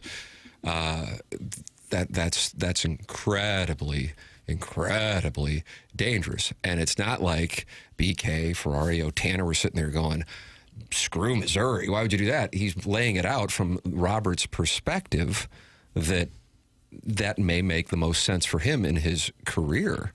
And an opinion that I would echo as a passionate Missouri fan. Yeah, if you were his father or his agent, that's exactly what you'd tell him, right? Everyone else does it. I mean, yeah, it kind of just is logical. So what were the critics saying about it? Just that, Well, and I will say their post on this particular one wasn't overly hostile, but it's kind of their brand is to always call out. Then you go to the replies, and it's full of people being like, right. It's stirring it up a little bit. And there's there's this narrative in the Mizzou Twitter world that people, the media in St. Louis hates Mizzou. That's been going on for a long time, right? So this just plays into that. And to be clear, it's only Martin that hates Mizzou. Okay? Just to be clear. And if you simplify it, you could just be like, host in St. Louis, if you're making an article, host in St. Louis wants Jamal Roberts to leave. But it's like, well, did you listen to the clip? He's saying, I want him to stay. He makes Mizzou better. But if you're in his position, it would be totally understandable to want to go find more snaps or more money or both.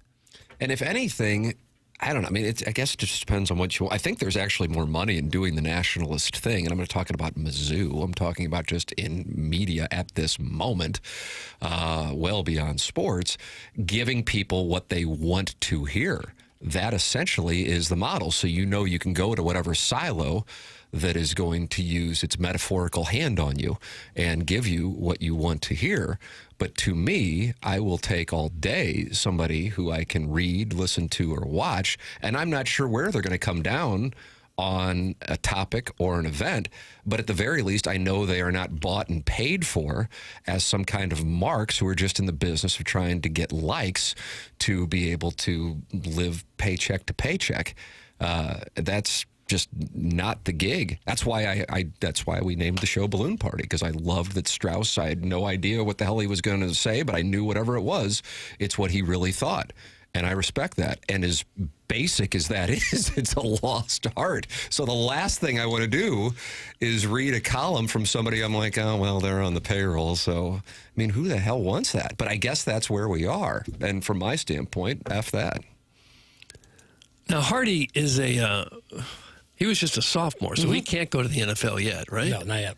Because this would be a good time for him to go out. His stock is probably never going to be higher. Doug wants Hardy to leave. Oh, my God. We're not going to have any running backs.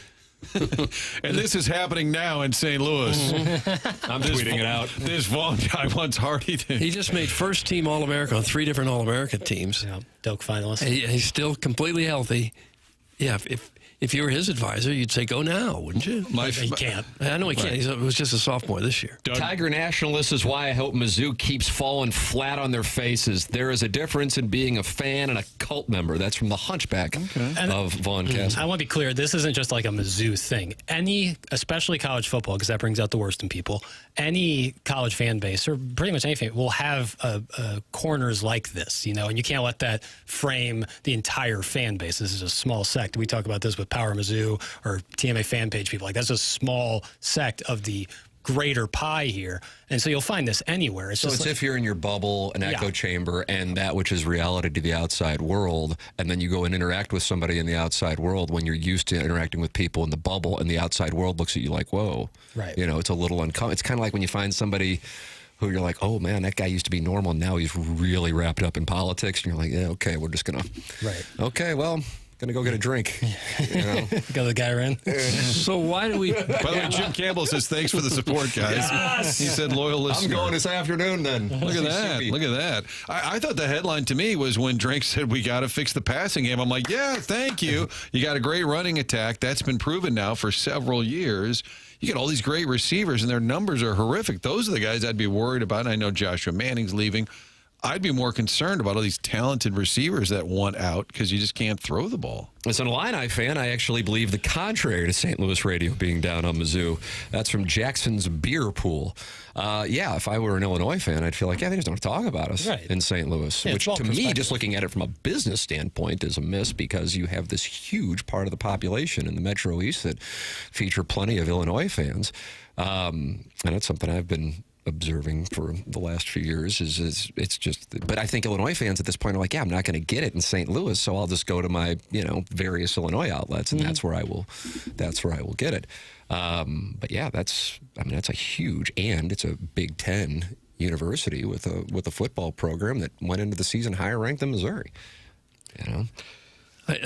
I guess when the Nationals come out, we should just not pay the slightest bit of attention. Why do you care what someone says? Jackson, why do you get bothered by nationals? When they have a problem with a perfectly reasonable and well thought out take. Right. I think you're right, Doug. I think that you are correct. That it's just, it's noise. I'm surprised you follow them. Oh, I don't. This was me. But to be fair. but we were aware of it because Jackson brought it to our attention. I was wondering how you see it. I love the fact that you've called them Tiger Nationalists, and now every time I see these tweets, it cracks me up. Well, it's like a greater kind of social experiment into why college athletics, especially on social media, brings out the absolute worst in people. But here is the thing, and I would agree. I mean, it's like the stuff about the show. It's like whatever, have at it. Although if somebody's saying something that I know is factually incorrect, I try to induce bets with them, and then nobody will bet me. I'm still trying to get that action. But with regard to what we've seen this, take a look at what we are going to see. I was thinking this yesterday. We're going to do a QFTA today, I guess, at 11:30. Michigan, Penn State in the Big Ten alone. I'm just going to focus on the big boys. Florida, Auburn, LSU.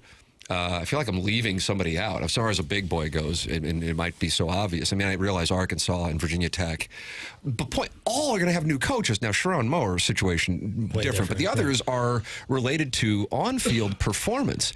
And I actually believe that it is the nationalists, and this is not limited to Missouri. Everybody's got them.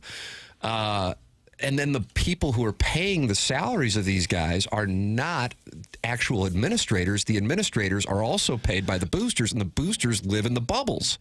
And so the bubble is saying this guy needs to be fired, and then you get some guy sitting on 9-figure net worth and going, okay, if I put in $1 or $2 million, it's going to get him out of here, and $1 or $2 million is like, $1,000 to us, to them.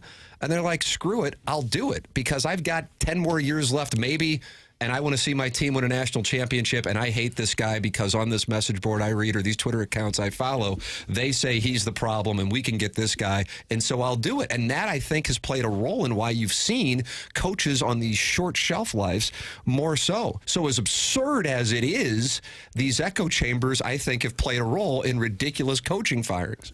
And then the buyouts that lead to guys just sitting on, $70 million payouts.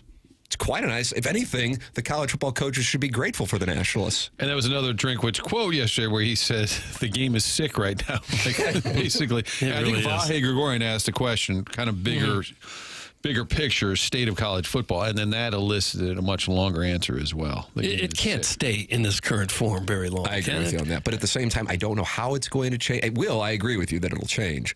But the SEC and Big Ten, nobody's out for college football. They're out for their conferences, and understandably so. Like, if you're in the SEC or the Big Ten, why would you want to share with, take your pick of whatever,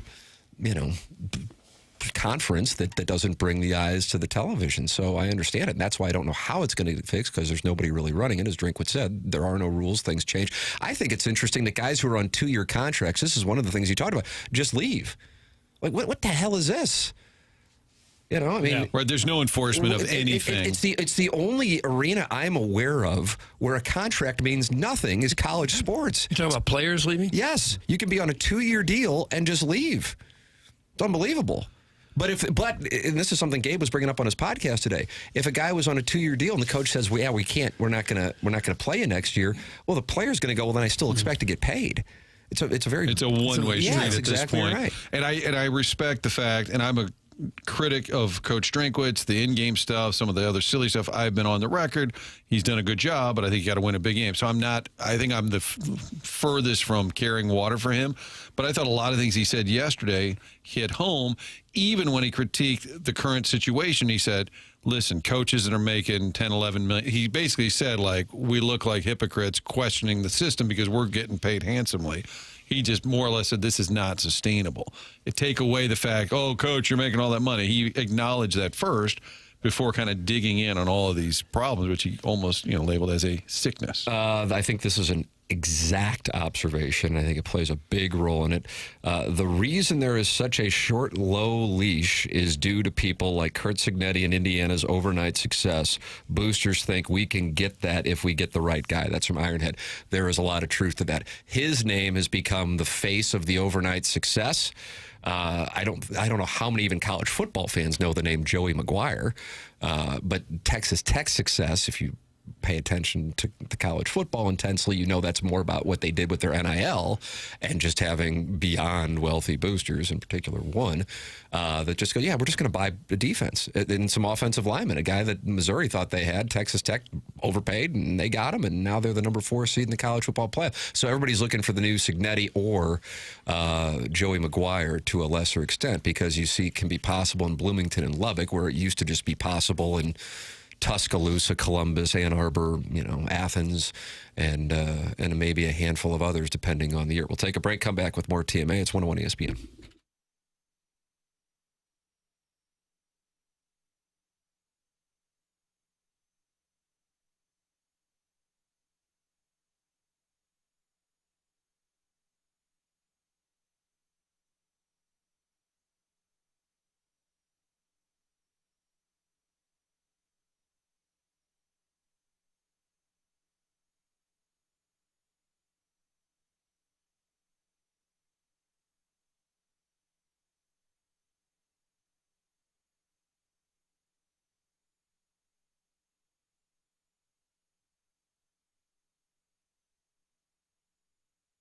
Hey, Missouri, if you haven't heard by now, FanDuel Sportsbook is live in the Show Me State, and they're kicking things off with an offer that's tough to beat. Right now, new customers can bet $5 and get $300 in bonus bets, win or lose.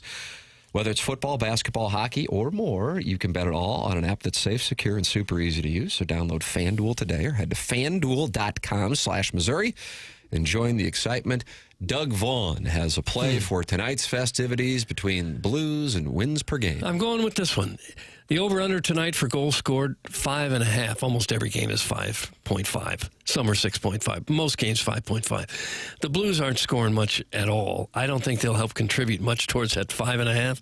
I'm looking for a 2-1, 3-2 game, something like under. that. I'm going to go under. Doug Vaughn under on the 5.5. Under for the Blues in Winnipeg tonight. So download FanDuel today or head to FanDuel.com/Missouri and join the excitement, because Missouri, it's time to play your game with FanDuel. Must be 21 or older and present in Missouri. Gambling problem, call 1-800-GAMBLER. First online real money wager only. $5 first deposit required.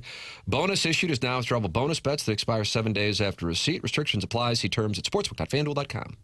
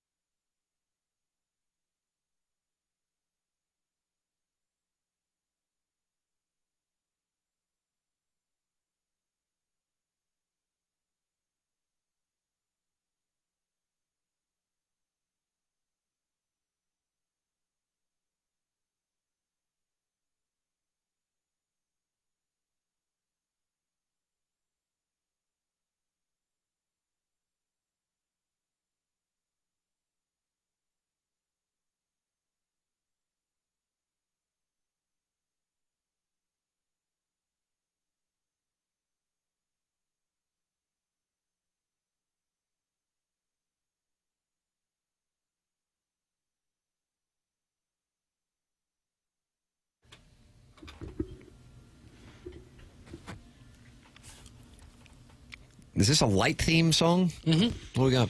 Light My Love by Greta Van Fleet. Oh. Light My Love, Doug. Greta Van Fleet. Okay. How about Long as I Can See the Light, CCR? All right. I love CCR. Think about it. Tim, I don't know what it says about me or the show. Josh Schertz will join us tomorrow, Billikens head coach. And the Dish, Brian Kunderman, who's the sports information director at St. Louis U. And our audience very attracted to. And they called him the Dish because he was spotted on the cameras. I think the exact word was, "Who's that dish behind the coach?" So that's not our listeners. There's one guy. Well, maybe a female. Exactly. Thank you. So the Dish writes back, "Sure, I'm sure Coach is up for it. Any shtick?"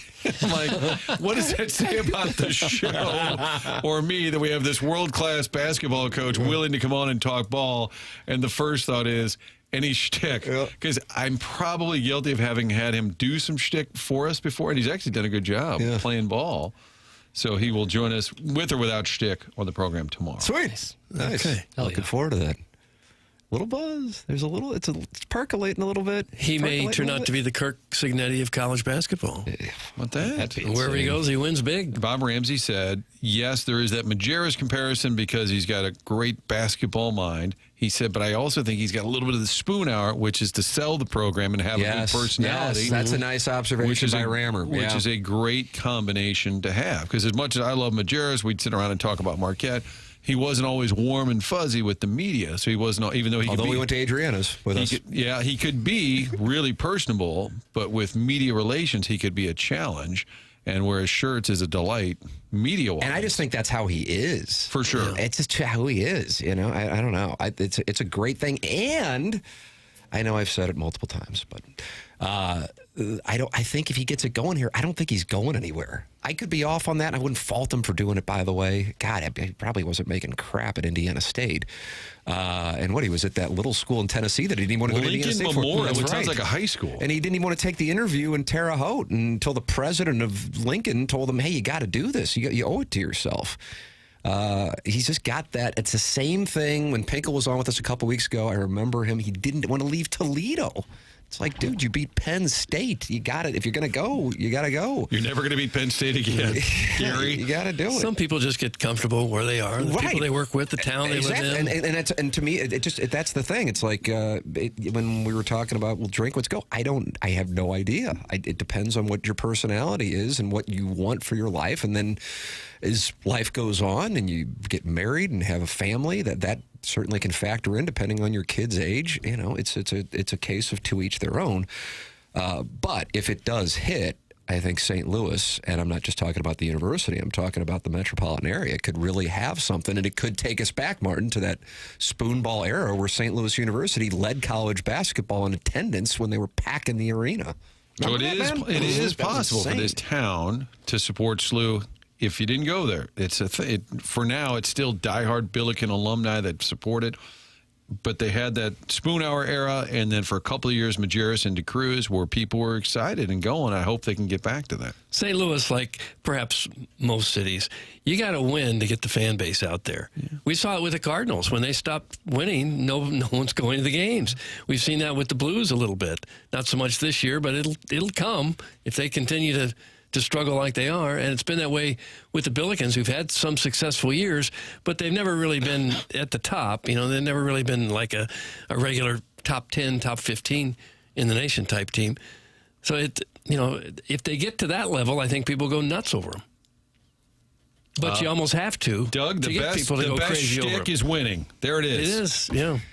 One of the greatest things that could happen to them is if somehow that Big East thing that Krzyzewski and Patino talked about became a reality. You want to talk about, do you agree with it? Were you nodding over there? Yeah, absolutely. I can barely see over this monitor. For sure. You got your lips on? I do. Okay. But I think my kids were messing with them, and so I only have the 4-inch lifts in instead of those stilettos I usually wear. I see. He couldn't see papers because he was being blinded again. We got a lot of visual challenges in here.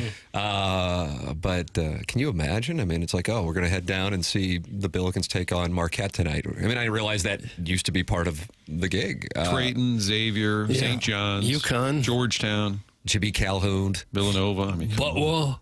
Thank you. Well, yeah. I mean, that would We'll be... go up to that Hinkle. We'll do a show from Hinkle. But the thing is, kind of in a Clark Lee, and I realize this might be obscure, but Clark Lee, unlike Notre Dame, didn't do any bitching. He's like, yeah, we had our opportunities. We lost in Tuscaloosa. We lost in Austin. It's not like we went undefeated and they kept us out. We had our opportunities. Well, Josh Schertz said, the non-conference schedule will take care of itself if we win games, because then schools will want to schedule us because it won't do damage to their tournament hopes if they lose to us.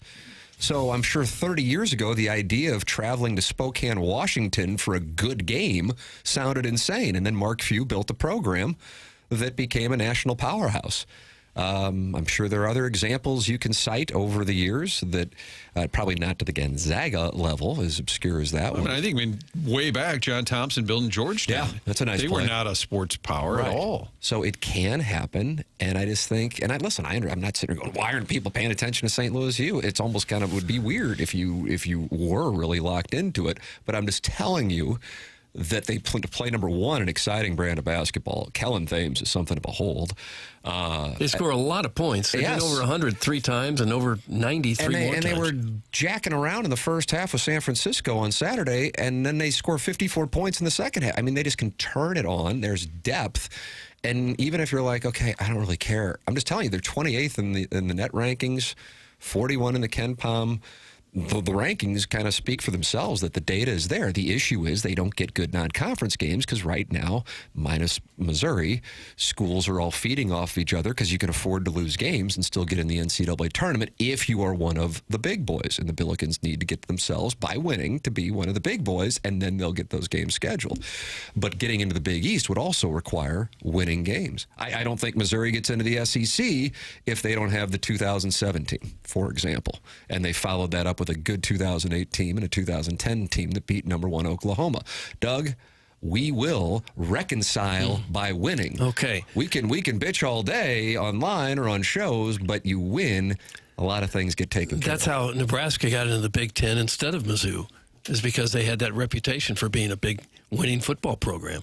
Right. And then they got to the Big Ten and kind of fell apart. It's like merging onto the highway. You might start at 30 miles per hour on the ramp, but by the time you get to traffic, you're up in the 60, 65, 70. You got to speed up to get there. I got you. We've got dueling thoughts in the Air Comfort Service text inbox. Martin, do you have it up in front of you? Well, I saw Harrison's brother commenting, of course. Yeah, he's not happy. Nobody gives an F about SLU. Well, some people do. Yeah, and then that's where I'm reading the text right below that text. I played soccer at SLU in the early 2000s. Marquette, Cincinnati, Louisville, USF. Yeah. Conference USA was loaded back then. Moving to a conference like the Big East would be phenomenal for basketball and soccer. No doubt. That's from the 314. SLU belongs in the Big East. That is from Uncle Brendy. Doug, I don't know if you know Uncle Brendy. I don't know Uncle Brendy, no. That is in there. And one thing that's not talked about much is how well SLU defends. That's from Dino Bravo. Yeah, Coach Schertz is nonstop when they are on the defensive end. That is for sure. And meanwhile, I noticed San Francisco's coach, Doug, I don't know if you noticed, we were both at the game. All he did was bitch at the officials the entire game. And I would think that turns into white noise. And that's where we were seated. And one of the officials ran by, and I think he nearly tripped over one of the coaches who was up and bitching. And he goes, guys, we're just not going to do this all game. Because it was like 3 minutes into the game, and I think they might have a reputation for that. The Dons might want to be careful on that one. All right, we'll take a break. Come back with more TMA 101 ESPN.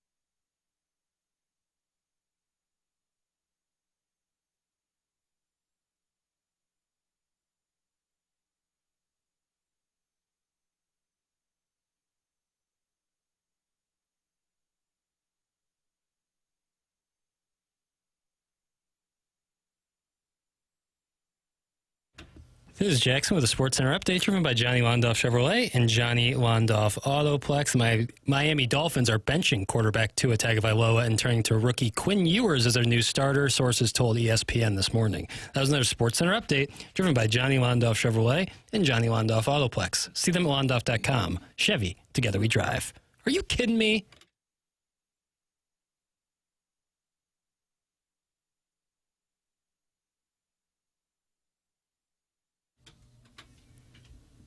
Ah, papers. All papers. Love some CCR. You're an old soul. Because I love new music, too. But taking music out of the equation, you would agree you're an old soul. I guess, yeah. I'm also incredibly childish, so, but I think that's kind Childish Gambino? There you go. Now you're getting hot, Doug. Yeah, you're not a big 10 o'clock out, I've noticed. It's kind of just like, it's an old soul mixed with boyish charm. Oh, for heaven's sakes. I like that. The dichotomy of papers. Yeah. It should be studied. Jackson and I are going to do QFTA today. We're talking 11:35. Yeah, we can do that. T. McKernan at InsideSTL.com. Any question, comment, preferably erotic story, but we haven't had one in 17 months. Send them in. We can discuss the difference between Jackson's Venn diagram of MILF hunters and hot wives. And then he brought cougars in, so we got a lot of Venn diagrams to discuss. That'll be on the TMA STL YouTube channel. Man, have you or your family seen a change in you? Not quite yourself anymore, struggling to focus, no energy for the people you love? Put it this way. If your bedroom could talk, would it have anything to brag about? It could be you're getting older, or it could be work stress. This is where Mentality can help you out. So stop being tired of being tired. Get back to the guy you used to be. Visit mentalityhealth.com. That's mentalityhealth.com. I've been out there. I have been tested. I was in, out, 20 minutes, and you get your levels, and now you know what you can do to feel better. It is Mentality at mentalityhealth.com. Email in for our design, air, heating, and cooling email today. That is coming up at approximately, probably now 10:50, because we're behind, aren't we? Let's be honest. We've done some 25, 30-minute segments. I mean, what are you going to do? It'd be a good program. So we got to catch up. We'll break. It's TMA 101 ESPN.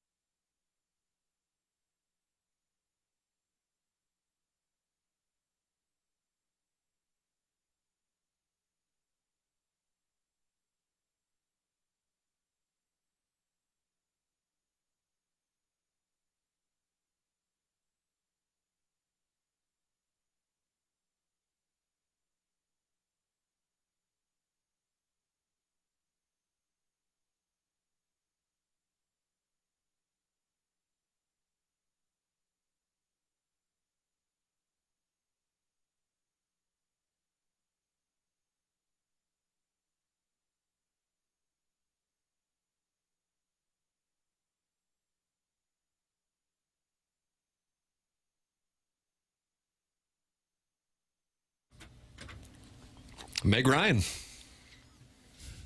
This isn't Meg Ryan singing this. How can you be so sure? Exactly. Thank you. Val Kilmer. Who else was in that film? Val Kilmer. Feels like a Giamatti vehicle. Paul Giamatti was in that? I don't think so. It's an Oliver Stone film. Kevin Dillon. Kevin Johnny Dillon. Drama plays the drummer. And then who plays the love interest? The woman? Meg Ryan. Meg Ryan, you're right. Of course I'm right. God. Insulting. It's TMA 101 ESPN. Tim McKernan, Doug Vaughn, Chairman Kurt sliding into the day as Martin's got this onboarding he's still dealing with. They're now saying it's going to be like a 3-year onboarding. Yeah. At least. A lot to go over. Awful lot. Black Hole Sun should be on today's playlist dedicated to light. That's from Curb Stomp. All right. Think about that sound Got guard. another segment, so. Chris Cornell, the ladies loved his style. Papers. Oh, Crispin Glover was in the Doors movie as Andy Warhol, which actually fits. I feel like he's played Andy Warhol multiple times. I could be off on that. He's an odd duck. And he is sideways with Back to the Future now and refuses to go to any Back to the Future events. Really? Even though Michael J. Fox and Christopher Lloyd will. Yeah. Really weird. That's like I'm just telling you, you can look it up. far and away. I'd be happy to come on Movie Boy, but Rafe cucked me. That's right. He almost kicked Letterman in the head or something when he went on there. Very odd. Jackson, this is some of your best work. That's Mr. Lick sending in a screenshot of today's St. Louis starter packs on Instagram with 6 different images of Stephanie McMahon. Kirkwood moms explaining how the Santa at Frontenac really is the best one. When I saw that about an hour and a half ago, I texted Starter Packs, who works with Chairman Kurt and myself on Sound Story, and I said, this is some of your finest work. And then Mr. Licks just sent this to Jackson because he believes you are behind St. Louis Starter Packs account. No. And he says, this is some of your best work. That one is really resonating this morning. There is a thing about the Plaza Frontenac Santa Claus. I'm not all that familiar with it. I just know there is a thing about it. I don't know what he does that other Santa Clauses don't do. Is there a resemblance thing? Because ultimately, wouldn't that be like kind of your only gauge about the quality of a Santa? I mean, I guess how he acts towards the kids. Sure, yeah. You don't want like a Billy Bob Thornton situation. No, but if you kind of just resemble him, I feel like you're doing well. Mm-hmm. Bobby Bacalao didn't do great when he played Santa Claus at Sopranos. Yeah, he got sideways. Didn't he tell a kid to F off? He says, you already were in line. I told you last year around Christmas time, I was walking the West County Mall and walked past the Santa. He had a kid on his lap taking a picture. Santa looks at me and said, "Hi, Doug." Hey, was that Carlos Spicer? Yeah. Mr. Licks is so spot on with the Frontenac Santa observation. Merry Christmas to my enemy. How about that? It's a Morrison with wacko. Unbelievable Isn't moment. That nice, yeah. The holiday season is the time to It's come bringing together. people together. Yeah, Yuletide and all. TMA will be in holiday mode, which means Jackson's in best of mode. Yeah. So December 24th will be our final live show. Notice how Jackson doesn't say Christmas Eve. Did you catch that? I did, yeah. All right, sorry. Christmas Eve will be the final program for us. So we're working on the 24th. Working on the 24th. When you say we. Oh, Tim's. Oh, yeah. Tim will be. So Monday, Tuesday. I'm going into Riz mode starting Friday. The meat and potato guys will be working on the 24th. Monday, Tuesday, Wednesday, live programming. Christmas and Boxing Day, best of. Boxing Day. And then the week following, we will also be on best of. So back in action, live and in studio. For the January Seth 5th. Goldcamp promotion for the ages. Yeah, it's going to be a hell of a return. Cooling. Yeah. I got to ratchet up my email voting. Are we going to vote like in secret ballot? I think we should. Okay. I think we should write it down. Everyone hands it to me, and then we come back, and then we announce the winner. I think at 10:50 we should do it. Like when we usually do. Oh, you're email doing a little day. TSL, Doug. He's doing a little TSL. TSL, look at you. Little TSL. Yeah. Okay. So keep the tradition of finding out who wins at the end of the program, but doing the actual competition at 9:45. Guys, I prefer my Santa to be like the one in Arnold, who smells like filterless Edgefields and malt liquor. That's from Mahi Mahi. Edgefields. Wow. There's a fish that sent that in? It's a working man's dart.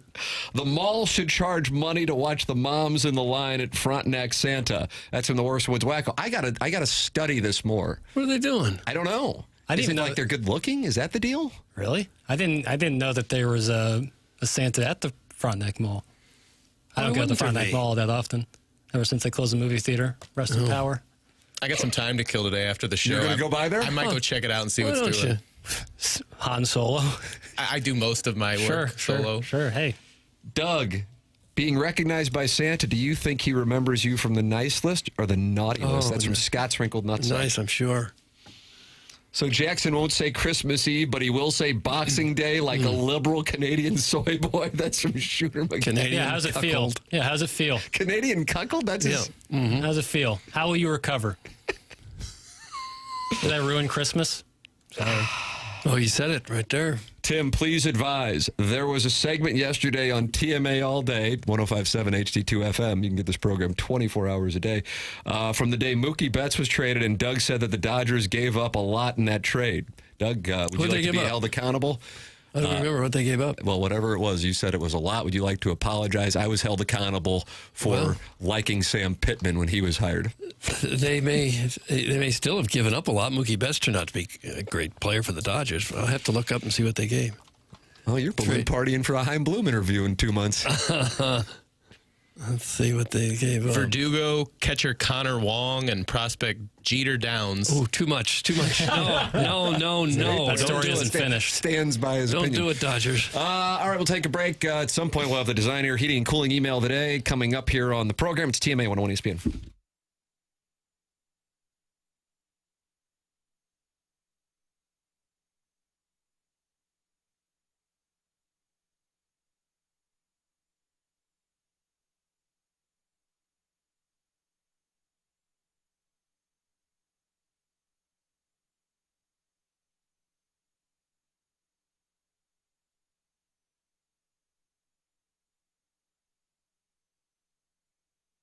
If you have not seen the jewelry department at Decor Interiors and Jewelry, you really are missing out on an incredible selection.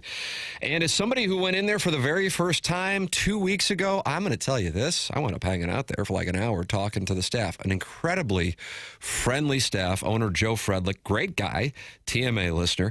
And when he and his buyers go to market, they really do look for the most unique pieces at affordable prices. If you're looking for the holidays, if you are looking for an engagement, you can pick from a huge selection of loose diamonds, and Decor will help you custom design the perfect setting that fits your love and your budget. You can visit them online at decor-jewelry.com or go online decor-jewelry.com or visit them in person at Olive and 141. It's Decor, always unique, always affordable. Open Sundays through Christmas Eve, 11 to 5.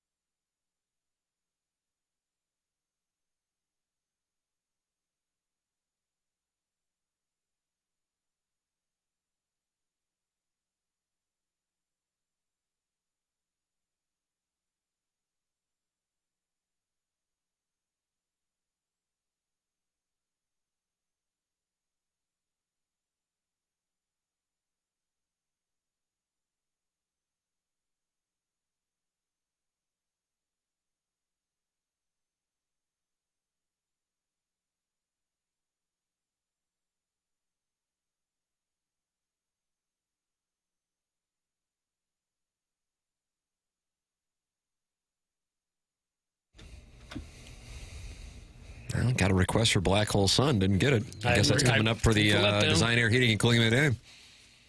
I completely forgot what that band the guy requested was, and instead of looking at the text Soundgarden. Okay, got it. Thank you. Chris Cornell. Doug, did he have Audio Slave as well? I don't know what he had as well. TMA, 101 ESPN. James Carlton, sponsor of the Colonel. Colonel's podcast today is a good listen, by the way. If you're a college football fan, it's not even really Missouri-centric in terms of what Drinkwitz had to say yesterday.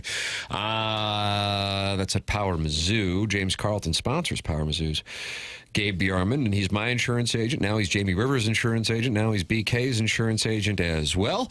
You can call 314-961-4800 or go online at carltoninsurance.net to work with the great James Carlton, who has been my insurance agent going back to 2019. Can't say enough good things, and James has been letting our audience know that he's been doing this now for 18 years, and he has never seen auto insurance rates as low as they are. So if you feel like you could use an opportunity to save some money, I would tell you a 2-minute phone call to 314-961-4800 could do just that for you. That's James Carlton's number. Talk with him and his staff in Webster Groves, 314-961-4800, or go online at carltoninsurance.net. We got the Design Air Heating and Cooling email today next here on TMA 101 ESPN.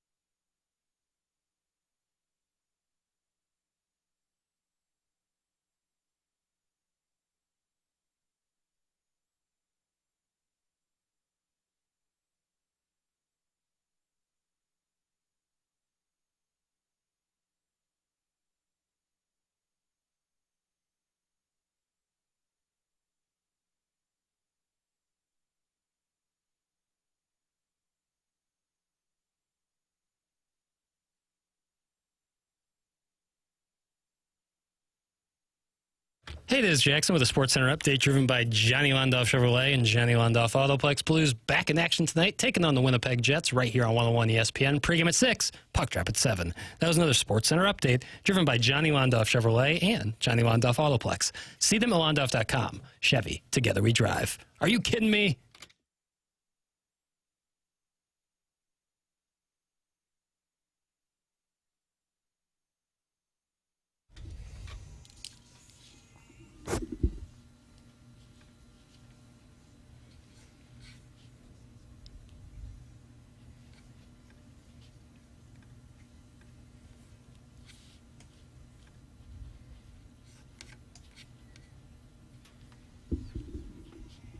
Was this on like MTV Every Other Song in the summer of '94? Am I right on that? I wasn't watching it, Tim. I don't know. Jackson, you recognize this beat now? Nope. Really? Mm-mm. Wow. How about that, Doug? I have a weird, like I don't know, almost any Pearl Jam songs, like 90s kind of rock or grunge. Not really something. But yet you love classic rock, it sounds like. Yeah, I do. Been really into British hip-hop for the last couple weeks. Let's flip that off. Feel that. British hip-hop. It's TMA 101 ESPN. Doug, it's time for the Design Air Heating and Cooling Email of the Day. Okay. Jackson, I'll be going live for more at 11:35. We'll do about 4 hours on QFTA. That'll be on the TMA STL YouTube channel. Yippee. You know what doesn't wit K on hairy knuckles and hairy toes? Nair. That's what. That's from Midge. Kyle Whittingham, retiring. Look at your work before you hit send. Proofread just a little bit, Midge. I know you're struggling. Winning email of the day on Friday and then getting filtered on Monday and Tuesday could be considered a core international crime. Look it up. It's in the Geneva Convention. Geneva. Proofread before you hit send. Genova. I'm shocked you got that close. Laugh now, beefy monkey boy. I talked to KMOX, and I can make a deal with them and still keep my various email names. Do you know who I am? Nobody dies because I change my email name every day, but I assure you, I made my bones when you were teaching Espanol in the county of Jefferson. Lance Mountain, professional snow skier, amateur cyber slut. Lance Mountain, amateur cyber slut. Tim, have you ever considered sleeping with a 9 or below just to boost their self-esteem? Oh. That's from the listener to be named later. Christmas. Listener to be named later. As long as you guys are dedicating significant time today, advertising companies who are not spending any money but still getting live reads, can you shout out to Jamal Roberts for third-party NIL and keep him in Columbia? Maybe each time that Jackson doodles out of boredom during ice rink hockey talk. How do you make money? Volume. I guess my point is that no one deserves a good movie boy cucking. That's from Shooter McGavin, the vice president of onboarding.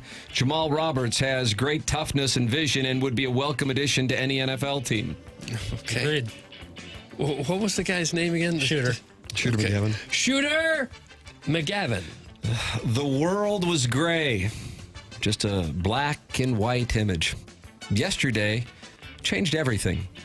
Gerwin Price effortlessly threw over 3.5 180s in the first leg of the match. It was always a lock. I ran to the store, grabbed chocolates, roses, and the nicest bottle of wine I could afford after such a big win. I heard a knock on my door.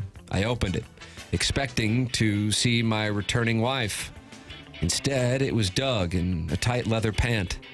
I was speechless, tingling from head to toe. And then I woke up, no wife, just the $30 I won from Gerwin. The grind continues.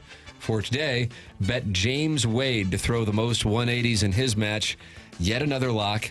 If you listen to Jackson's NBA bets, you may end up divorced. That's from the Southside hash-slinging slasher, a.k.a. your favorite darts handicapper. Dougie delivered on Gerwin Price yesterday. Oh, did he? Today, he's got...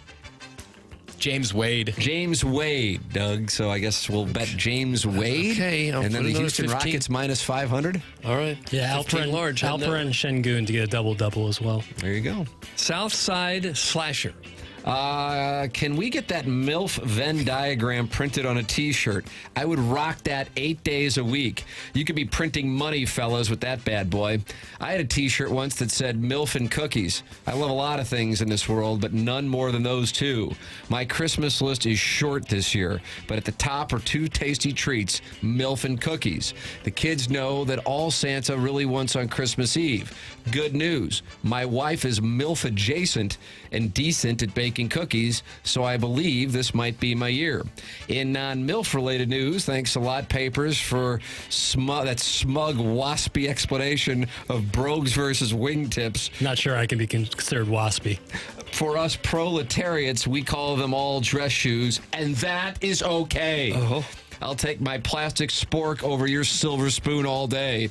Cheers, that's from Bro Fallon. Bro Fallon.